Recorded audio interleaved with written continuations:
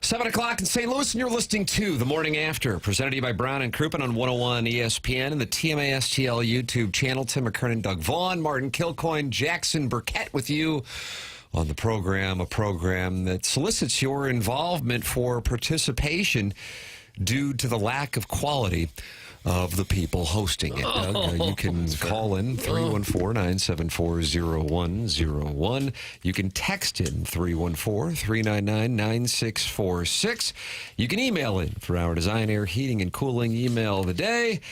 The morning after at InsideSTL.com. And then you go to YouTube.com/TMASTL. And I don't know why I give the web address like it's 1999, but I do. But you get to YouTube app, and then you just go to the TMASTL channel. You subscribe to it, and the next thing you know, there we are, cute as the Dickens. And then friends have gathered to talk it over in the Michelob Ultra chat. So there you go. Okay. So many different ways to participate. All right.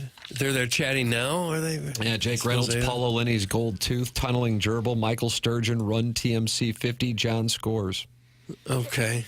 Tunneling Gerbil is there, though. Got there early today. All right, It was fun. good. It's fun to see him there early. Who would want that name? Tunneling Gerbil. I doubt that his family, the surname Gerbil, wanted to give him that, but that's the name that honored their heritage. I think he's Tunneling Gerbil the Fourth. So that sounds German almost. Gerbil. That's correct. Yeah. And tunneling. Gerbil. Gerbel. Okay. Doug Gerbel. Okay. From the Dusseldorf region, I believe. Now it's starting to make sense to me. Think there's anyone on the planet named Gerbil? Hey, Bob, how are you? It's Bob Gerbil over here. We just call him Gerbil. Probably. Do you Probably think? so. John Perchmore did a segment where he would pull out the phone book and just flip it open, and he would point, and whatever it landed on, he'd call them and say, "Hi, John Perchmore. Hi. We do a thing called Everyone Has a Story. Can we come by your house?" And people would say, "Well, sure, come on over."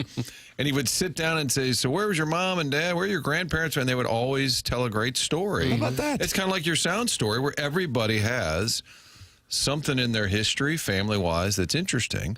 So I'm going to open a phone book. Jackie, get me a phone book, Little please. Jackie Papers. Wait, Willie, find a gerbil, please.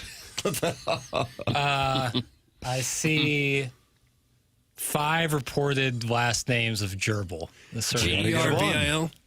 3 in America, 1 in Canada, 1 in England. But none of their first name is Tunneling. Well, you never know. Yeah, That might be exactly. their nickname. Oh, okay. You know, it's like Oil Can Boyd. Dennis was his name. 86 Red Sox. Bill's Holes wants to know where's the Blues Oil watch party tonight, and he thinks it's in your boy dungeon. That's in the YouTube chat. Doug, are you having a watch party tonight? I for am the Blues not. and Oil. I don't have a dungeon of any sort. Certainly don't keep boys down there. I will be watching a game, but I will not be hosting any other boys. Well, what an optimal day for those who enjoy sports viewing. Cardinals and Pirates at 11:35 in St. Louis as the Cardinals try to take 2 of 3 after beating Paul Skeens last night. And then you can watch live from the Masties as you build your 150 rosters in advance of the festivities in Augusta, Georgia. And why, once you finish, you head on over to FanDuel Sports Midwest and Doug's Boy Dungeon for the Blues and Oil watch party. Let's go Blues. I don't have to build 150 rosters, do I? Would that take hours and hours to do that?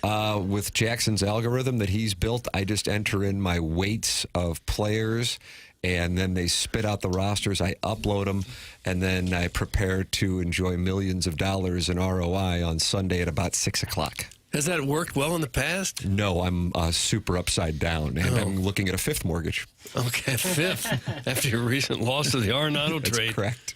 That's correct. Well, I guess you're never going to win that money back if you don't keep playing. That's exactly right. That's what the sharps say. Right. Sounds like 5 a.m. pulling the slot lever. Gotta keep trying. So, Doug, it's an optimal day of sports viewing. I need to know what happened with the Dallas Stars and Vancouver Canucks. Those are words I haven't said too often in my life. But are you doing any scoreboard watching for this Blues playoff run? I didn't because I'm satisfied that they're in now. I saw the Canucks win in overtime. Did you see the Canucks were down going into the 3rd period, and then they rattled off 5 goals in the 3rd period? 5 goals. 3 in the last minute of the game. I mean, what in the world? They were down 3-0 going into the third, and they, as Doug noted, down 5-2 following a goal with about 2.5 minutes left, and then they scored with a minute left.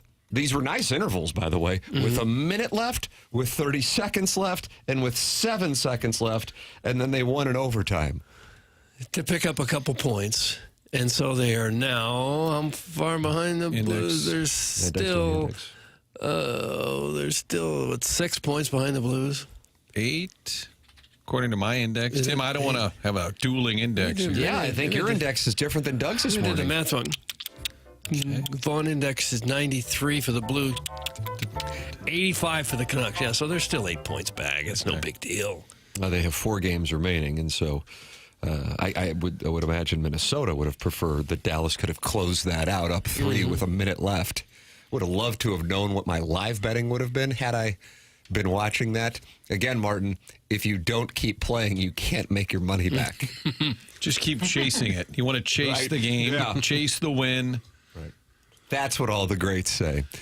Tim's like, honey, can we just swing by St. Gabe's? There's a 5th grade tournament. Yeah, check a look. I just got the line. If we could, we got a chance to. There's only a chance to win our money back. Yeah, over at Funko's Gabe's. officiating, and he's gonna keep Give you a the little players nod. in check. Blues and Oil tonight. That's 9 p.m. Jackson, you have a gerbil up on the middle screen today, so I can't just go to my usual puck. It is. Look, Wow, there it's is. a little Holy gerbil. smokes. Yeah, it looks like a friendly little Is that gerbil. on the YouTube? That's a Can you see rabbit. that in any way? Looks like a gerbil It's to a me. rabbit. And then there's also a pygmy hippo. Look how cute that thing is. Yeah. Moo Yeah. dang. Need one of those. Today is Pygmy Hippo Day. There you go. See, and different. it actually does say that. Happy Pygmy Hippo Day. What page is this? I don't know, but I just went up there to look at the Puck Drop pregame show, and I saw a gerbil. So it's going to happen to the best of them. I know Puck Drops at 9 p.m. As John Kelly noted when he was with us yesterday, this is not a FanDuel sports game. This is I think he said don't watch. Yeah, he kind of instructed implied people. that, I would say. I see that Canucks comeback. First time in NHL history a team has overcome a 3-goal deficit in the final minute of the game. How about that? Blues had a huge comeback against the Leafs like 25 years ago. I feel like that was the but all-timer. not in the last minute. Right. So you got the Blues and the Oil tonight. In addition to that, for Blues scoreboard watching, Sharks traveling to Minnesota and Calgary traveling to Anaheim. So 5 games going on, and 3 of them have material impact on the Blues situation. So we're going to have a lot more information with only a handful of games remaining for all 3 teams, and the Blues could find themselves officially in the playoffs with a win tonight. How do you do? Well, I'm fine. And I will be watching, but not in any sort of dungeon. Calgary could win out. If they did, that'd give them 97 on the Vaughn index. That means the Blues have to do a little work. So you got to keep grinding, Doug. Don't take anything for granted. Yeah, I think if we break even the rest of the way, you get 2 wins, you're going to be in. You're going to clinch it, right? 2 clinches. Lose tonight, you get a little tight. Start to get a little nervous, and it'll be a tough game because Edmonton's very good. But if we can just get hot again, What? we can win this baby. Hold on. Now, we were hot. We won 12 in a row. And when I say we, I mean the Blues, because we're all part of the organization. Right. 3 to go, Edmonton, Seattle, and Utah. If you win one of those, 2 points will probably get you in. 4 definitely get you in. 4 clinches it, right? I believe it does. Crowdsourcing. Yeah, that was crowdsourcing. I believe 4 would clinch it. Morning, boys. Blues game starts at 10 for me tonight. Got to get a nap in today, like all the olds down here in Southwest Florida. Let's go Blues. That's Sharon and Clayton, but it sounds like it's Sharon and Sanibel still. So even though the weather is warming up in the St. Louis area, Sharon remains in Sanibel. And the olds are napping? Yeah, Southwest Florida. Jackson, you spent some time in Southwest Florida. Would you say the olds napped? Yeah. Don't laugh about it. You just mocked a nap.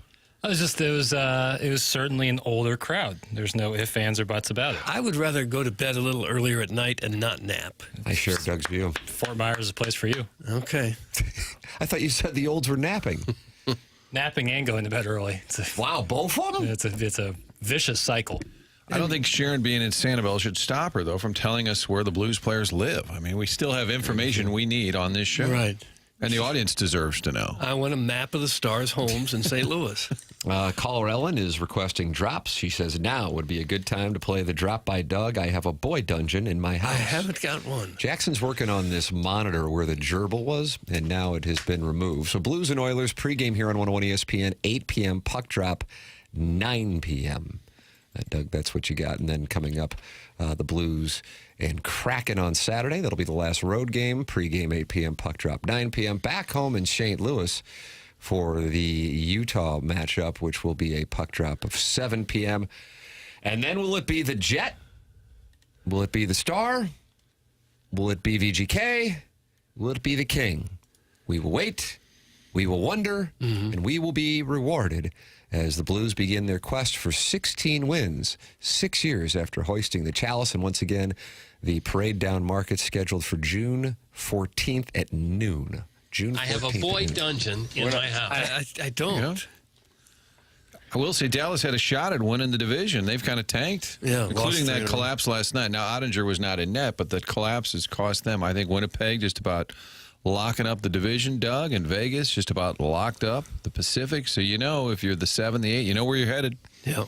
Jets are 4 points up on the Stars. VGK 6 points up on the Kings. So there is your rundown of the festivities as the Blues and Oilers will play in what is essentially at this point, the Blues have really been in playoff mode since the Four Nations. They couldn't afford not to be. I'll be intrigued to see how they play tonight. Sans. Do you mind that, Doug? Sans, Dylan Holloway. Means without, right? Because was I'm that a fine with case it. of being tired, or was that a case of starting to see the effect of not having Dylan Holloway there to tell the guys to take their shirts off? Oh, it is kind of amazing that after a miraculous streak of 12 wins in a row, just with one loss after that, we think, uh-oh, are we going to get in? That's what it took to get to a spot where you have just a tiniest bit of breathing room. You had to win 12 in a row, and that's what they did. Take your shirt off. I'm not going to. It's unrelated. I don't know about that. You got Jobu? Would you say Jobu's related? Yeah, a little bit, I guess. Good for you. We're going to ask Rivers where he got the shirt. He wore a T-shirt on the air that night, but it was Jobu. Is that right? Yeah, he's on board. Okay. But they lost, and it's hockey, so you're superstitious. Yeah, so that take the means you shirt got off. Jamie Rivers needs to take his shirt off because it was a Jobu shirt, and they lost. Probably everyone on the broadcast team should do the game topless. Clip that off. You're having a big 7 o'clock How long hour. has I Doug like been on this show? It's finally gotten to him, Tim. It's finally gotten to him. Yeah, I think he started, was that September of 2007, Doug, that you started on the show? Yeah, I'm damaged goods at this point. Design Air is where you can vent the morning after at InsideSTL.com for the Design Air Heating and Cooling email of the day. If you have any issues with your HVAC, go to DesignAirService.com. Martin's a client, Doug's a client, I'm a client, and they are the longest-running sponsor on this long-running program. It's Design Air Heating and Cooling. I just opened up my app, Sweet Mother of Mercy. I was about to rave about the weather. It says chance of flurries in the next hour. The hell am I looking at? What? That's what it says. It says it's 41 Really? degrees, feels Possible like flurries. 32, chance of flurries for the next hour. The hell's going on? I don't know. I'm in boy shorts. Oh, no. Can you be in boy shorts when it's snowing? I wasn't planning on it. This is news to me. Same here, buddy. Yeah, right here. We got a high of 65 today, so it's not going to last long. This is very Denver-esque. Yeah. Maybe it's foreshadowing the Blues and Avalanche in the Western Conference Finals? Yeah, I think that's unrelated. I would like that. But what You do would I like know? that? Wouldn't that be pretty good? I mean, if you could, look for... to do that, you'd have to play, what, Vegas first? Right. Go then through you, then that you go, side. Then you go through the oil or L.A. Would you go on the road with the team? Or are those days over? I ask respectfully to the industry. I think the early rounds we'd probably observe, go to Doug's for a watch You party. observe and then you go to the watch party. He didn't say we wouldn't go. He said we'd observe. That's very nice. Well, maybe that's what's bugging a viewer because I have a Post-it note at my desk. Now, we get a lot of grievances on this show daily. Constantly. Yeah. It's a matter of kind of fact. figured It's every 3 seconds. So I have a Post-it note on my desk yesterday, and it said, caller, had the person's name. It said, is mad, wants to talk to you with a complaint, but your voicemail is full. So I said, is he mad because the voice? No, they said he's mad and wants to call in with a complaint. But on top of that, my voicemail at work is full, and I don't know how to get to my voicemail. Yeah, I don't know how to I get have mine not either. figured that out yet in There's the a last special 5 code. years. Yeah. So maybe in advance, Tim, they're complaining just because we'll sort of observe the first round. And maybe they're thinking ahead and saying, you need to be there. I'm going to call this guy today. I need to find out. Maybe he'd like to join us. What is the beef? Right. When you get done with a sportscast, if you get back to your desk and the phone is ringing, do you pick it up? I was told as an intern, Doug was at WTMJ in Milwaukee, the NBC affiliate. I don't know where you were. Kevin Hunt was kind of the wacky sports guy, would always do the wacky videos. And my first day as an intern, he said, a little tip here. Don't ever answer the phone if you just got off the set. Right. He said they never call in and say, oh, that was funny. That was great. He said, don't pick it up. So they played a prank on him that he told me about. When he did his first show, he did like wacky, and nobody likes it the first time. They all hate him. And he came back, and one of the guys that worked there had the phone. He's like, I know. Yeah, well, screw you. And that goes on this huge rant and like MFs the caller and then pauses. My name, Kevin Hunt, and hangs up. He used the guy's name. And now this guy's first day on the air looked over and said, why would you do that? Like, it was a bit. It was nobody on the line. It's a great little bit, Doug. It's a nice if bit. you're over at Channel 4 tonight and one of the kids get off the air, you can do that. Okay. You have one new message. Yeah, Doug Vaughn. My name is Miss Butler, and I'm calling in reference to the comment you made, I think it was about a week ago, concerning Randy Moss maybe coming to the Rams. I didn't appreciate your little comment. You keep your personal comments to yourself or to your homeboy. I like the fact it was a week ago and she was just getting to it. It really had her hopping mad. And a week later, she's like, I better address Give it that. to my homeboys. Have you kept things to your homeboy since? I have, yeah. Never Very tight-lipped now. answer the phone. No. Just in general, just don't answer the phone. Because if it's just one person calling to complain, it means absolutely nothing. If it's 15 or 20, you probably did something wrong. Well, if a game is supposed to be on and it doesn't air, or on a Sunday if we happen to have a crappy NFL game, in addition to Corey Miller tweeting about it, people call the assignment desk, and then the assignment desk is sort of like a toll booth. They just pass them right on through. Right. So you're that's sitting sports. there on a Sunday at your desk all day. Miss Butler is the greatest. That's from Chairman Steve in Wildwood. And he was the greatest in 2023 because he was the TMA listener of the year. And we got to hear from him yesterday, detailing how he watches people get carryout from Biggie's. Doug, and you can call in and share your stories of where you like to watch people get carryout from. Any particular places that you enjoy? Maybe Fuddruckers? I know that's close to you. It's gone now. It's now a rally house. But I haven't really been to Biggie's ever. I need to go. Yeah, steak sandwich will do you right. No, Is that right? Steak sandwich will do you real nice. Like. Okay. But apparently it's more fun to watch people come and go from there than to actually eat there. That's correct. It must be a good restaurant. It's delicious. David. I guess that could be part of their marketing plan. People come here just to watch us leave. The food is so good. People are just watching people come in and out. I don't know which call was better, Will Clark or Chairman Steve. It was Will probably, Clark was glorious yesterday. If you missed that, go back and podcast that Schaefer Door Company podcast. Will Clark, the surprise guest. And Martin, I think it lived up to the billing. I had a lot of people texting me. We have a lot of industry listeners, people that are in the industry texted me yesterday saying, oh, my Who God. in the industry? Well, Ben Boyd, for one. Ben Boyd, friend of the show. Doug, he used to clip our wires when we'd be on remote with He tin did snips. tin snips. He had it. Would knock us right off the air. The great Ben Boyd works for the Cardinals. I was texting BJ Raines in Boise, loyal listener of the show. Yeah, he is a loyal listener to the program. One of my colleagues was looking to talk to his dad about something Cardinals related. And then BJ said, when do I get to be the surprise guest? I said, it's a long list. Jackie knows. We've got a couple people in the hopper. There's nothing worse than a comfortable media person.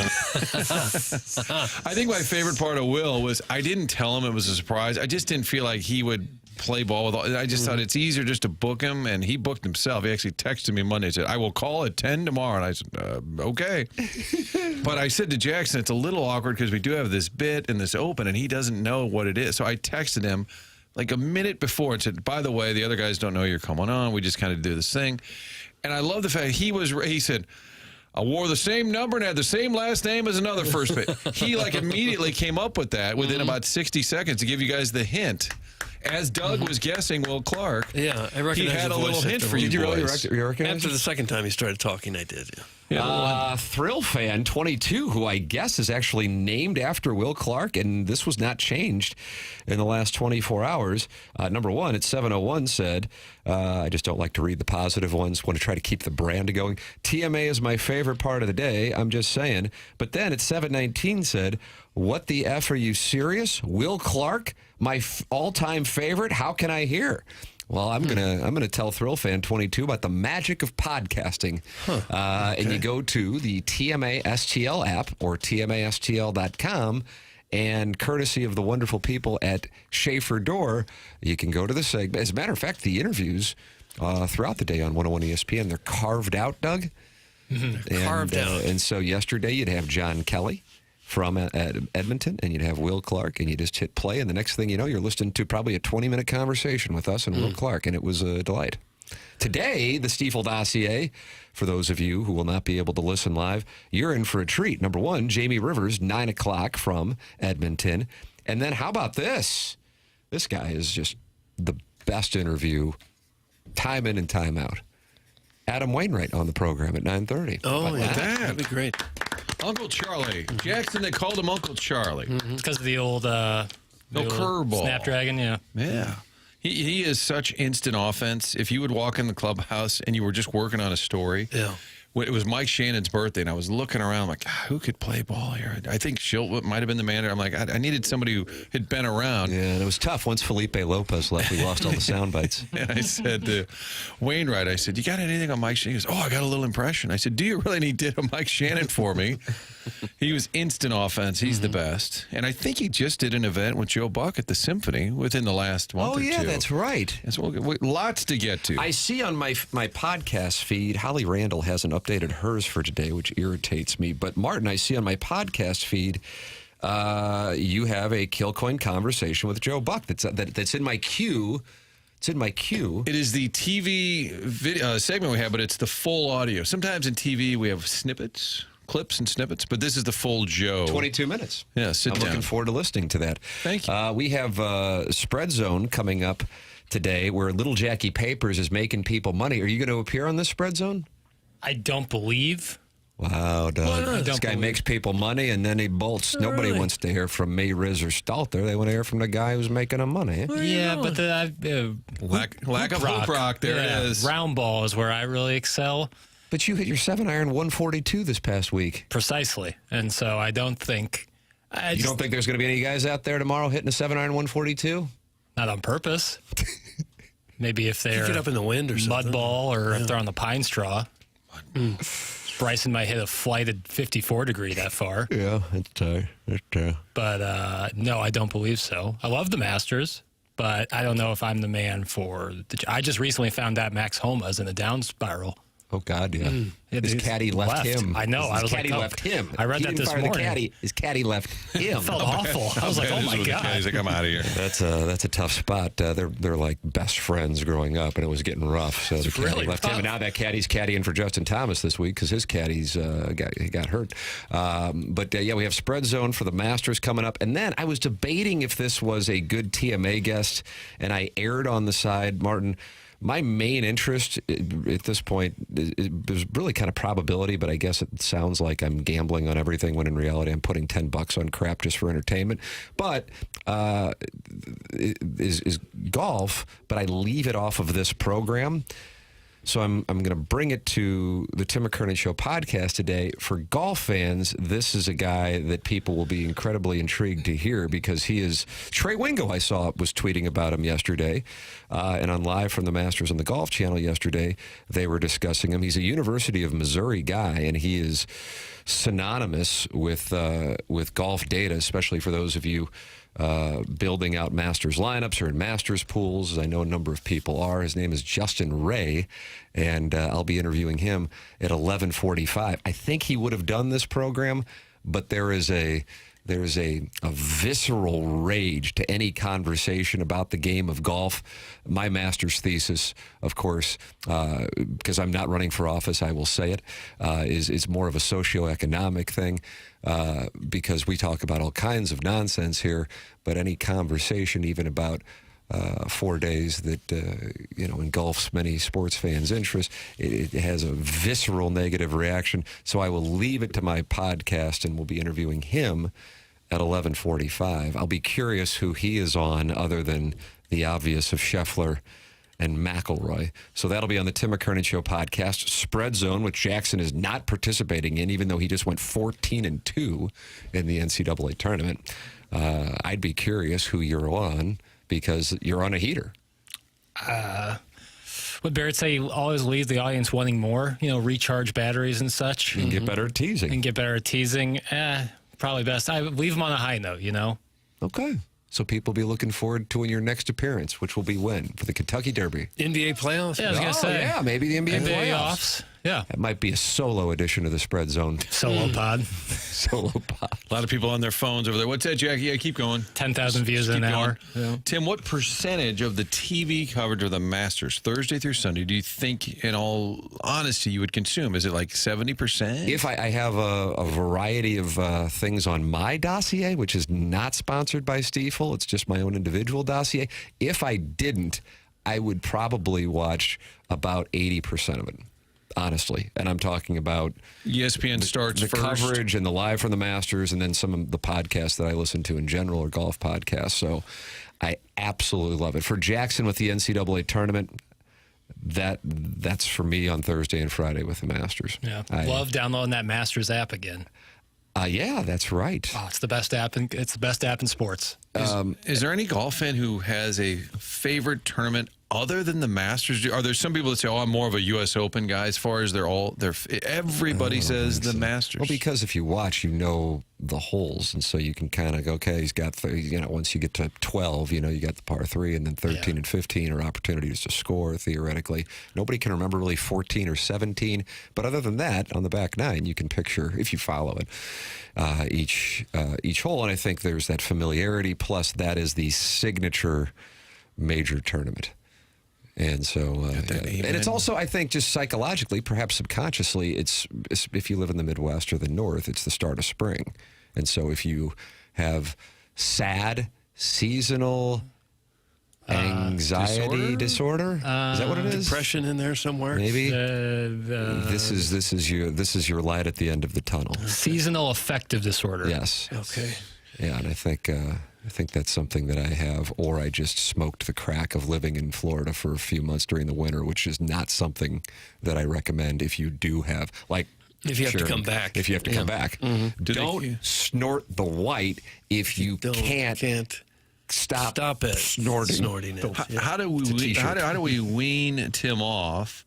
It is a Wean Wednesday. How do we wean Tim off that Florida addiction? Do you live like a month in Georgia and then you live a month in Tennessee? Chattanooga, I think. We're just kind of bringing you back slowly. Yeah. Don't want to shock the system. I remember during some Ask Tony segments, a caller would call in saying he was addicted to the strip club, and Tony's advice was to go one night, then don't go. Then go one night, then take 2 nights off, and then go, and then take 3 nights off, and that's how. Kind of like a bullpen guy, day off.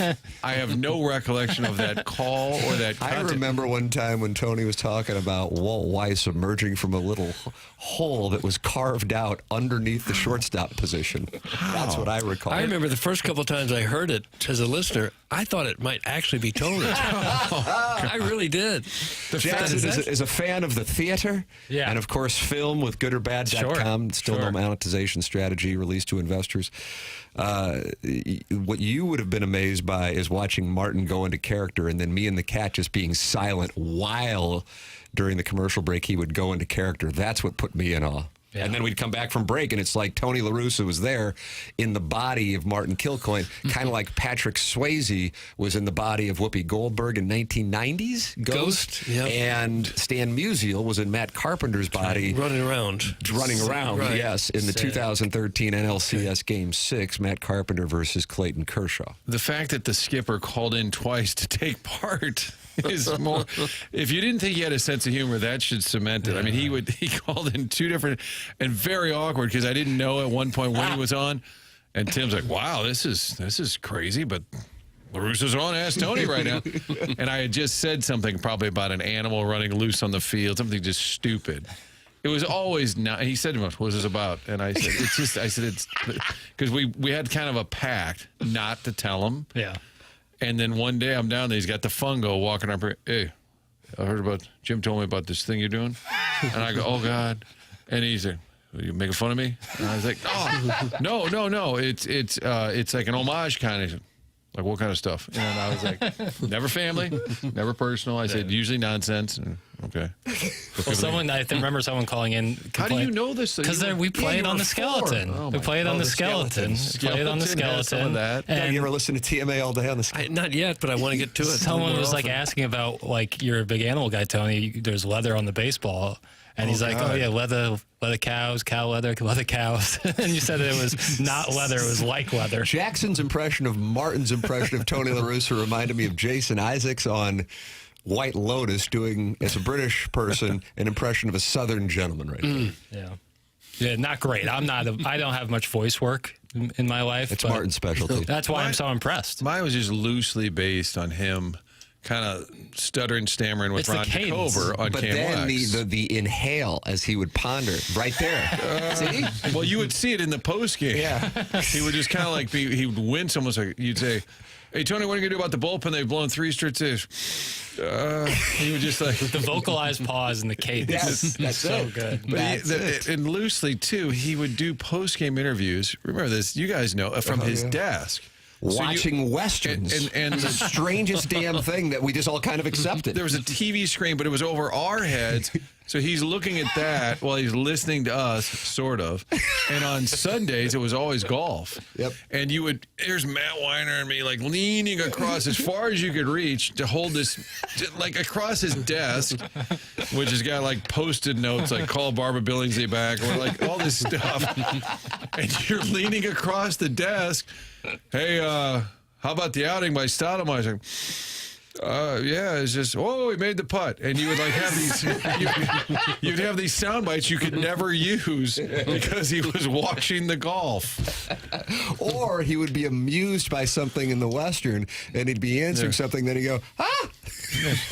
A very high-pitched laugh reaction Here comes the to whatever sheriff. Roy It's a bad Rogers was dude. doing. It was a glorious time. And Matt Weiner, who has been at NBA TV for years, was at ESPN. I'm sure Jackson knows him well. You do. At Yeah, I NBA know the TV. name. He and I were there one day, and he like does that lean in across the desk with the mic, and Tony just goes, "Not talking to Channel 5 today."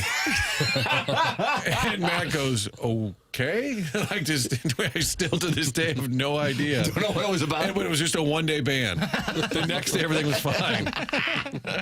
He didn't appreciate Frank's commentary that night. You can get involved on the program, 314-974-0101. That's how you can call in. Callier and Thompson phone lines. Text in Air Comfort Service. Text line 314-399-9646. Friends have gathered, 207 of them already in the Michelob Ultra YouTube chat, youtube.com/TMASTL, and email in the morning after at InsideSTL.com. That's the Design, Air, Heating, and Cooling email of the day. Paul Skeens pitched in St. Louis last year. He was no-hitting the Cardinals, and a gentleman was vigorously tipping his cap to Skeens as he walked off the mound, no-hitting his team. Last night, the Cardinals empire strikes back. The Cardinals beat the Pirates and Skeens. And a little fun fact with regard to some data on Skeens' career in the Cardinals. We'll have that for you. That is next. This is TMA 101 ESPN and the TMA STL YouTube channel.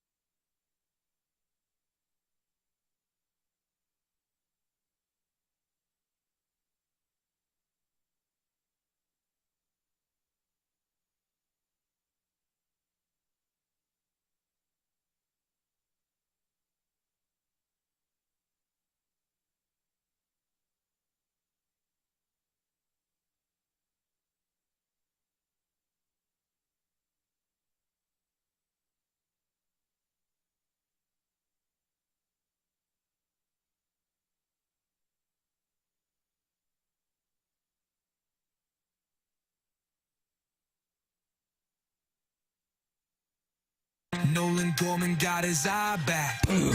Cutting down on K's. Listen for the crack. Our boy Victor got blazing speed. No chance at second if he has his lead. Early got the bat to get it done. There's no stopping number 41. Hell's bells coming in stopper style. Lights turn red, B-Fib go wild. Look out now, these baby birds gonna Well done. The Cardinals are now 5-6 on the season as they beat Paul Skeens and the Pittsburgh Pirates last night, 5-3. Your final. Skeens has how many losses in his major league career? This is fun with trivia. Gosh. Not many. I'd say 5 or 6. Papers? I did just hear it and say it, so I'm going to recuse myself. 4 losses in his career, Martin. Okay. 3 of them to your St. Louis Cardinals. Last night was the first time he'd ever given up 5 runs in a game, right? That had never happened before. And the Cardinals are the only team in baseball that scored at least 4 runs in every game of the season so far. The Cardinals are coming. Tra-la, tra-la. You would think with that kind of offense, they'd have a better record than 5-6. New slogan, Doug. We can beat Skeens. We're going to put it on shirts. We can beat Skeens. Last year, so I did look this up last night. His first start against them was at the Cap-Doffing game. 6 1/3, no runs. Then he went 8. Cap-Doffing game. I think that was it at Busch. 6 1/3, 0 runs. Then he pitched against him again. 8 1/3, 2 earned. Took the loss. Last time out a year ago, 6 innings, 1 earned. So he hadn't exactly been lit up by them, but he kept losing to them. And then last night, they pounded him. Yeah, they get him. 6 innings for him, 5 earned runs, and the Cardinals got him to 75 pitches in 5 innings, and then 23 more in the 6th, and that wrapped it up. So the Cardinals get him out of the game. They get 5 runs against him. And on the other side of things, Sonny Gray, they needed Sonny Gray to have a big game, and he delivered. He went 5 innings and only gave up 3 hits and 1 earned run while striking out 4 and walking none. They need to approach this more like a Little League team and have him pitch like every game. Sonny Gray just pitches every game. Pretty much. As long as you just play once a week, that should work. But if they're going to go ahead with this stupid schedule where you play 6 or 7 times, I'm not sure it's going to work. But I think at this point it's worth a try. Sonny Gray just pitches every game. Michaelis. Do your best. Fetty. Yeah. If he gets in trouble, you bring in those guys at the end, mop-up duty. All right. Marmol we'll text him and see if that's something he's interested in. I mean, he's going to have a quick turnaround here. They have an 11:35 start today. Now, I bet if you were somebody like Phil Niekro, some knuckleballer, you could darn near pitch every night. You could almost do it. Because it's basically throwing batting practice with as far as your the stress you're putting on your arm. They tried it with Matt Bowman. Pitched every night. Back in the league. Victor Scott, a couple of big hits. That was his first triple at the That's surprising. I really saw was that was surprised. surprising. Victor Scott is continuing his Youngry performance, Doug, and he's got the triple last night, and Victor Scott was leading off last night. He's hovering around 300. Wilson Contreras meter is something that we're going to get sponsored on the program, I believe. He 0 for 4 last night with 3 strikeouts, and he is now hitting .093. How long do you keep him there batting second? I know his body of work over his career and his contract has earned him certainly some equity. And he's a guy that you figure he's going to break out of it at some point. He's always been a good hitter. This is not who he's going to be the whole year. But how long can you keep him in there going like this and hitting in that second spot? Don't you think it's about time to move him down? I would do it ASAP. Yeah, I because think I would Brad, too. there is a cause and effect. Brad Thompson made the observation when he was with us on Monday.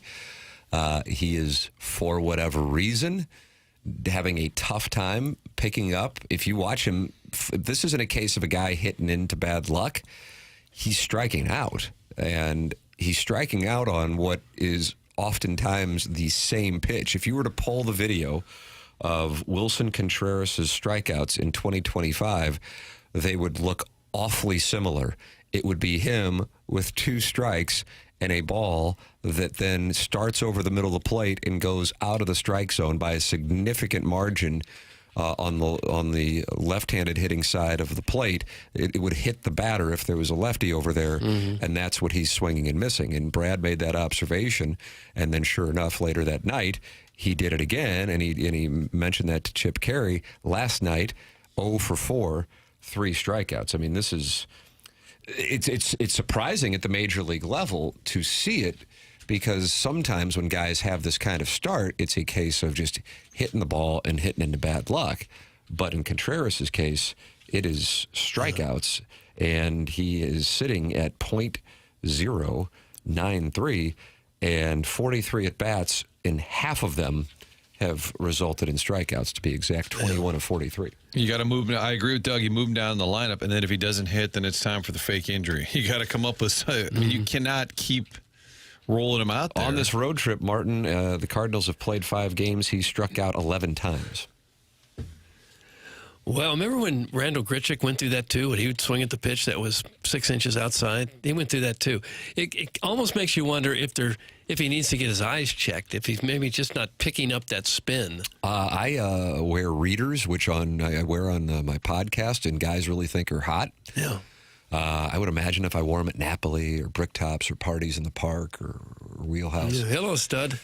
Yeah, I kind of think that'd be hot. Probably. Like, let me get bottle service, but before I order the bottle service, I put my readers on. Oh, God. And I might start wearing a toupee. I don't know. And girls walk up and deliver to you literature? Girls.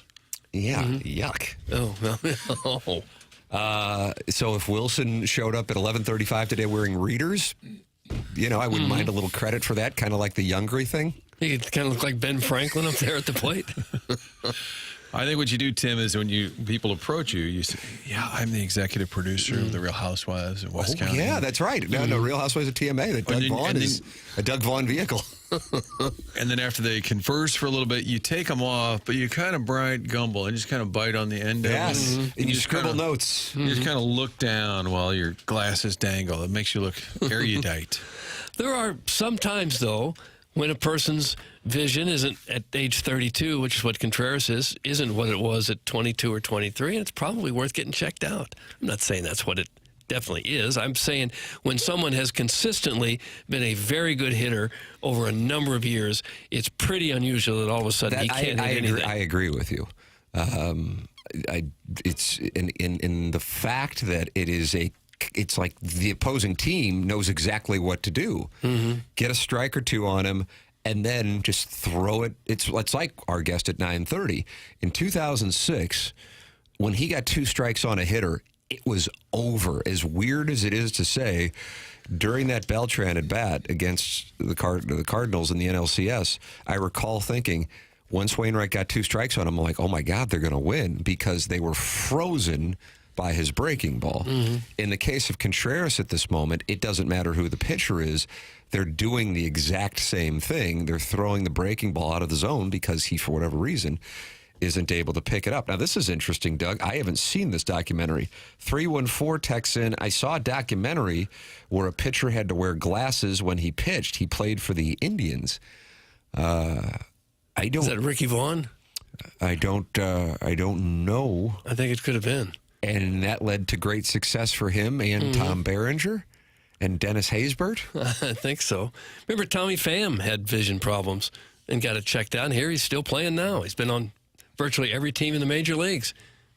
And he's still and that going. was a serious eye problem that they just, I guess, hadn't diagnosed at the time. I don't want to spread rumor like I've got some information that this guy's got eye problems. I'm just offering that as a possible thing maybe they should look at this point. I would think you would try anything and everything, and including getting them out of the 2-hole. They love that left, right, left. They're just obsessed with that.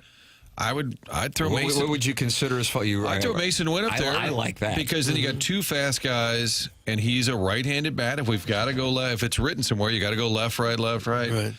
I'd put him up there. He's hitting well. Or if you want damage in the 2-hole, put Walker there. Yeah. One or the other. Wilson Contreras has a barrel percentage of 0. He is connected with 0 barrels so far this year. And I think Pujols, when he played here, his barrel percentage was 1%. So that's good that he's comparable. Jackson, do you know the answer to this question? Okay. Our song, Youngry, which I know Gorman got his eye back. Donnie. Win, this dude be bussin'. Okay, Mason wins bussin'. Brendan Donnie, that boy is scrappy. Boy, scrappy. Is Contreras in the song? No. Wow. Wow, I'm wondering if it's related. Is there a Wilson whammy that because everybody's in that song? Well, I think it's mostly the younger guys, Okay. and obviously Wilson Contreras is not old by any standard, but in terms of baseball, I would not consider him on the younger I side. didn't know Donnie, and he's been around, but Yeah, Donnie and Burley probably right there on the edge. What is the edge? Lars Nootbaar, And that's 27? yeah, Is he in the song? So you're younger then. yeah, I'm a little younger than Lars Nootbaar, therefore I am younger. He didn't say younger. You're youngry. I am youngry. Scrappy Donnie is 28, so I was just trying to find so he's the line. north of Lars Nootbaar. Yeah, for the younger. I just wondered if our friends could include Wilson in an updated version, therefore get him out of this funk. Doug, I wouldn't mind today your favorite Cardinal, the delightful gentleman, as Mike Claiborne called him, Luke and Baker, perhaps giving Wilson Contreras a day, and then he can enjoy the off day before the Cardinals deal with Nola, Sanchez, and Wheeler this weekend. Yeah, that would make some sense. Plus, you got to get these other guys at bat somewhere along the line. Especially when they're hitting, and the other guy Is not. Mitch Keller, barrel rate of 0%. zero. He's connected. He has 0 barrels. And so that's far this industry year. standard? It's good for the bottom 1% of Major League Baseball. He's also in the bottom 2% of Major League Baseball in terms of strikeout percentage. He's at 40.9. This is all according to StatCast. Now, to counter that point, Tim, Wilson Contreras in his career against Keller is 7 for 19. Oh, Doug. So maybe So if a guy's it's- going to get healthy, this is your chance, Wilson, to get healthy. Keller has a 7.45 ERA in the year 2025. Well, there's room for both Contreras and Baker. There's a DH and a first baseman. And find a way to get the pleasant gentleman in there. do you want to sacrifice? Baker got legs like a trunk. And how Do you old want to is sacrifice that defense, though, at first base? Well, you're not sacrificing much. Even with his troubles, they're still having an incredible run of offense. They score runs. Just imagine if he were producing. Have you noticed what's going on in the division? Tim, we've got a division development. This is fun. The Cubs are 7-1 over their last 8. Yeah, they enjoy not playing the Dodgers in Asia. So since They that, can avoid that. there's a stat for that. Since they started 0-2 on the trip overseas, they're 9-3. And they're raking. You talk about the Cardinal offense. The Cubs are raking.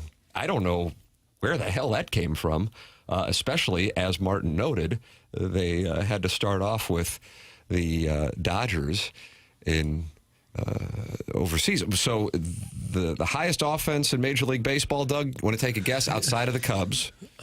Well, I would probably the Cardinals. Second highest. Maybe Boston outside after of they've scored 18. The Cubs are 1. This team is 2. The Cardinals are 3. Well, One team scored And 20. the Red Sox are 4. One team scored 20 in a game. okay. It's not the Dodgers. No. Can I have initials, please? NYY. NYY. New Youngstown Yeah. Yankers. That's correct. Okay. Yeah, DBA New York Yankees at 78 runs. Okay. And they've played 11 games. The Cubs are at 94 runs. So a gap of 16. Now, they've played more games than the Yankees, but you're getting an idea of I don't know if this is real and sustainable. It's not necessarily what I was thinking was going to be going on with the Cubs, but they have been doing some raking. And I'm talking about some monster games because they have a couple games where they really didn't do much offensively at all, but they've had some big games where they have been raking. They have scored a minimum of 7 runs over their last 4 games, and last night it was 10 runs. The night before it was 7 runs against the Rangers, and they lost a game scoring 7 runs against the Padres. But the Cubs, as Martin noted, on a heater, but the heater is mainly because of their offense. And how about the Brew Crew? Started 0-4, got pounded by the Yankees, lost that home opener. They got pounded by the Royals. They're now 6-5. So the Brew Crew have gone 6-1. So the division development, Doug, is that the Cubs and Brewers are ahead of the Cardinals. But guess who's in last place? All is well The Pirates. Yeah, and in American League Central, my over bet for the year, the Chicago White Sox, 2-8 is a little below the percentage I need them to do. So they're not as bad as you needed, and they're 2-8. I need them to get to play at about a 31% win percentage, and right now they're at a 200 win percentage to cover that 53.5. That I bet, Doug, they have lost 6 in a row, and it's kind of fun for them because they've scored 32 runs so far this season. Good times. They're coming out in droves on the south side of Chicago. Doug has already had them penciled in for Nashville in 2028. Well, yeah, I think that could possibly happen. That crowd last night in Pittsburgh. Pony show. It looked like what you'd get if a couple of local high school teams played each other. It was Doesn't really cold. Friends and family only? It was really cold. Jackson's a Pirates rights holder now. Well, I think guess. that's an important. I mean, did Get you your see the Buffalo guys? Merit They looked badge. like they were on the planet Hoth in Empire Strikes Back. Planet Hoth reference. I'm going to have to Google Planet Hoth. They were. It was like two of the shiesty masks on top of each other. How cold was it? 38 at first pitch. Chip Carey wasn't happy because he said a lot of these games around the league had been moved earlier. Like if you knew it was going to be, and I would say in Pittsburgh, nobody's going to mind if you move. They wouldn't notice if you move the starting time. Yeah. And I guess they did it in a couple other games where they just moved it earlier to avoid playing at nighttime. However, I did hear Ricky Horton say, well, I bet if the Steelers were playing, they'd be here. Wow. I borrowed that on TV last night, quoting Rick Horton, friend of the show, because he's right. If the Steelers played 7 a.m., they'd have a crowd. If it's 10 below, they'd have a crowd. Right. But it's the Pirates. They're a crap organization, and fans are mad at them on top of it. It's a bad look. It's such a great stadium, and you literally have sections and sections available. Sharon in Clayton says 100 points for the Hoth. Is that how you say it? Hoth reference. Well done, Piddles. Thank you. So Sharon in Clayton is an Empire Strikes Back / Star Wars fan, Doug? Is that fair to say? Was that an icy planet or something? Yeah, so they open up Empire Strikes Back, the second of the Star Wars movie, even though it's episode 5, on an ice planet. It's where the Resistance is based. The Resistance is on Hoth, and that's where Luke, spoiler alert, cuts open some sort of ostrich-like animal and then crawls inside of it for warmth. Oh. Harrison Ford eventually saved him. Found him in the ostrich? You found him, yeah, eventually. All right, no, I think it was Harrison Ford who cut open the ostrich to save Luke. Did you read where some biotech company has resurrected the dire wolf that had been From extinct? Game of Thrones. For 12,000 years it had been extinct, and now they've made 3 of them? Well, I'm a little nervous. I am too. I saw Do Jurassic. we really want that? I saw Jurassic Park tweet that and say, I don't see any issues popping up on this one. No. Yeah. The Star Wars, what would it, series, I guess, right? What would you call it? Franchise. Gets a little confusing because, this is episode 5, but this is right before episode 2. Where Right. episode 3 actually took place before any of them. So the movies that took place in the late 70s, early 80s are episodes 4, 5, and 6. Even The though ones they that- came out 1, 2, and 3. Yeah, late 90s, early 2000s is 1, 2, 3, and then the most recent ones are 7, 8, 9. That's a lot. 3 trilogies. When I watch a movie, I just want to sit down and enjoy the movie. I don't have to think too much about what happened 3 movies ago. I feel you. How come Mark Hamill didn't do a whole lot more, did he? Great voice acting. He did a lot Timmy of did a really lot good of great voice I acting. didn't know that. He had a lot of voice acting? Yeah, in the very famed, critically acclaimed Batman video games, he plays the Joker, and he's really good. But for a huge star in that role, I mean... Not a very good actor. That's the reason. Oh, is that? Oh, is that right? No, he's a bad like screen actor, but he's an outstanding voice actor, and probably has more money than anybody because he was in Star Wars. Oh, you had some points? I assumed that he was taken care of. Luke Skywalker. George Lucas sold that to Disney for like $4 billion. Yeah, but why would he have Well, points? I'm sure of appearances, he's I don't forever know, Luke but Skywalker. He was a really young actor at the time. May not have had the chops to demand a Probably. big cut of it. Maybe I'm off, but Was he I in assume American he's not living was he in hard. American Graffiti? With George Lucas? Harrison Ford certainly That's was. who it was, okay. Yeah. It was a wampa, not an ostrich-like animal. Way to embarrass yourself and ruin your show's reputation. Doug, this show does have a great reputation. That's from Ricky Clemens, ATV dealer. I said an ostrich-like animal just because it makes it easier to digest for non-Star Wars fans? Of course, Jackson loves space movies and cartoons. Get me a man with refined taste like Doug. That's from Doug's concubine. I don't really love Star Wars. I just have seen them. The olds are olding today. It's not that complicated, fellas. That's from Kwame Voyukas IV. I don't know what that's in reference to. I just know, Martin, you've been sideways with Kwame Voyukas IV. And I believe that was a reference to me saying, I don't like the movies that go back in time, or this is actually the one that was prior. And he asks this question, I see, earlier in the 7 o'clock hour today. When will management be forced to step in and end Martin's surprise guest boondoggle? That's coming off the Will Clark interview, which I thought was... I'm going to suspend You're going to suspend Kwame Voyukas IV? Yeah, Kwame Voyukas, you've been suspended He's a the period fourth. of 2 days' time. Your name, as we speak, is going into the suspension log with a 10% tariff. That's a tariff. Doug's... Shockingly, Doug is pro-tariff. Look at that. Mark Hanna of Evergreen Wealth Strategies, sponsor of the 9 o'clock hour on TMA, which is a great one to be sponsoring today because Jamie Rivers will be with us from Edmonton at 9 o'clock, and Adam Wainwright will be with us coming up at 9:30. Mark Hanna says the animal was a tauntaun? Tauntaun. For sure. Tauntaun. Tauntaun. There are a ton of texts saying that. Okay. The Star Wars knowledge out there is But if real. you sponsor the 9 o'clock hour, your text gets read. And he's online at evergreenstl.com, and then you can call him. Doug, you want to take a guess where you can call him? Fine, I'll tell you. 314 Yeah? 222 No, that's 2222. Brown. Oh, I thought that was every phone number in town. Brown and like Okay. it's the switchboard.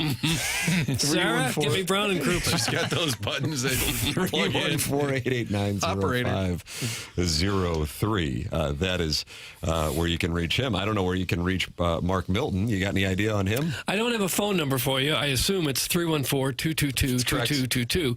I do have a website. That's stltaxlawyer.com. We're getting up to the nitty-gritty of tax season right now. And if you have any kind of tax problems, Mark Milton is the name you need to keep in mind. Maybe you're ignoring the IRS because you didn't pay, you owe more than you can afford right now, and you don't know what to do. You're paralyzed in fear. Well, Mark Milton is the guy you need to get in touch with because this is what he specializes in, and that's getting people out of hot water when the godforsaken tax man knocks on your door. Maybe you have years of unfiled returns or tax liens, bank levies, wage garnishments bothering you. The IRS doesn't play. They will come at you, and Mark Milton is the guy you need on your side. His website, again, is stltaxlawyer.com. This is a guy who represented the IRS in tax cases throughout the country early in his career and received the DOJ's Outstanding Trial Attorney Award. He's not just the best in St. Louis. He is one of the best in the country at dealing with the IRS. If you have any kind of IRS issues at all, contact Mark Milton at stltaxlawyer.com today, and you'll be saying, I'm not guilty.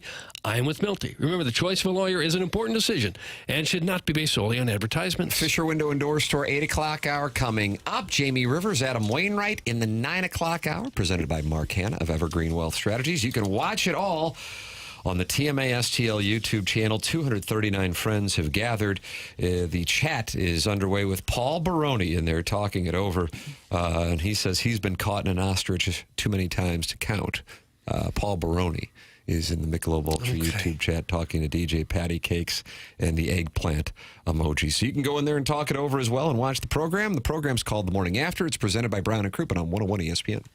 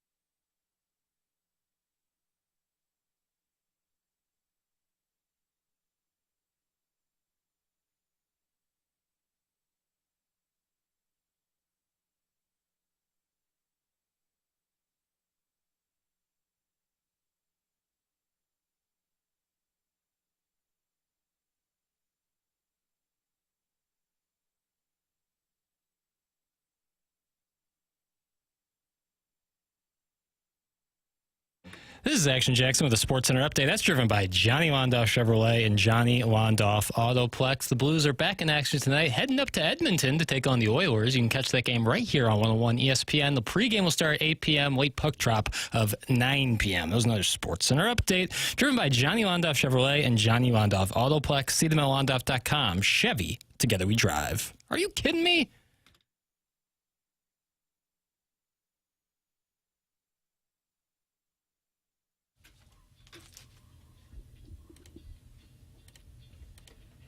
Boys Club.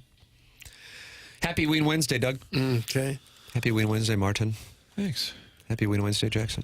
And happy Ween Wednesday to you and yours. Oh, my gosh. If you choose to celebrate. If you observe. Yeah. Much like Fox 2 on the Blues playoff run. Observing. Observing. That's a callback that I forgot from an hour ago. Yeah. Jackson is the master of the callback and also the master of college basketball analysis, but he is boycotting the spread zone, which we will be recording, me, Riz, and Anthony Stalter at 11 o'clock today in advance of the Masters. And then I'll be interviewing Justin Ray, and I know many of you golf nerds are excited about that for the podcast, especially if you're in Masters pools. And that'll be on the Tim McKernan Show podcast feed. But if you subscribe to the TMA podcast feed, you'll get that as well. On this program, we will be joined by Jamie Rivers at 9 o'clock. That's on the Stiefel dossier, and Adam Wainwright at 9:30. And then we've got the Design Air Heating and Cooling email of the day coming your way at 10:45. Send yours in the morning after at InsideSTL.com. While we were on the air live yesterday, we had the report from Newsweek that former Cardinal and World Series champion from the 2011 team, Octavio Dotel, was found alive in the nightclub roof collapse in the Dominican. But on his way to the hospital, Octavio Dotel passed away at the age of 51 years old. And so the Cardinals and many organizations for which he pitched yesterday sent out their tributes to a pitcher who was never necessarily a star, but a guy who, from all of these quotes from people who played with him and people who knew him, loved and appreciated what he brought to the table. And I think what he did in 2011 with the Cardinals would be a perfect example of that. That guy was a calming force out of the bullpen for the 2011 Cardinals, and at times he was incredibly good for a variety of major league clubs, including the Astros and the Mets. I saw Ken Rosenthal tweet, "This one hits hard." And Ken Rosenthal has been around thousands of baseball players. I do remember in that stretch, he pitched almost every night, it seemed, and he was a lot of fun in the locker room. That group that just kind of came together, and Cam Wux played a clip of Claves interviewing Dotel after they won the pennant in Milwaukee. Did he do the rally squirrel sound? Oh, the rally squirrel wasn't around at that point. The rally squirrel emerged in the division series.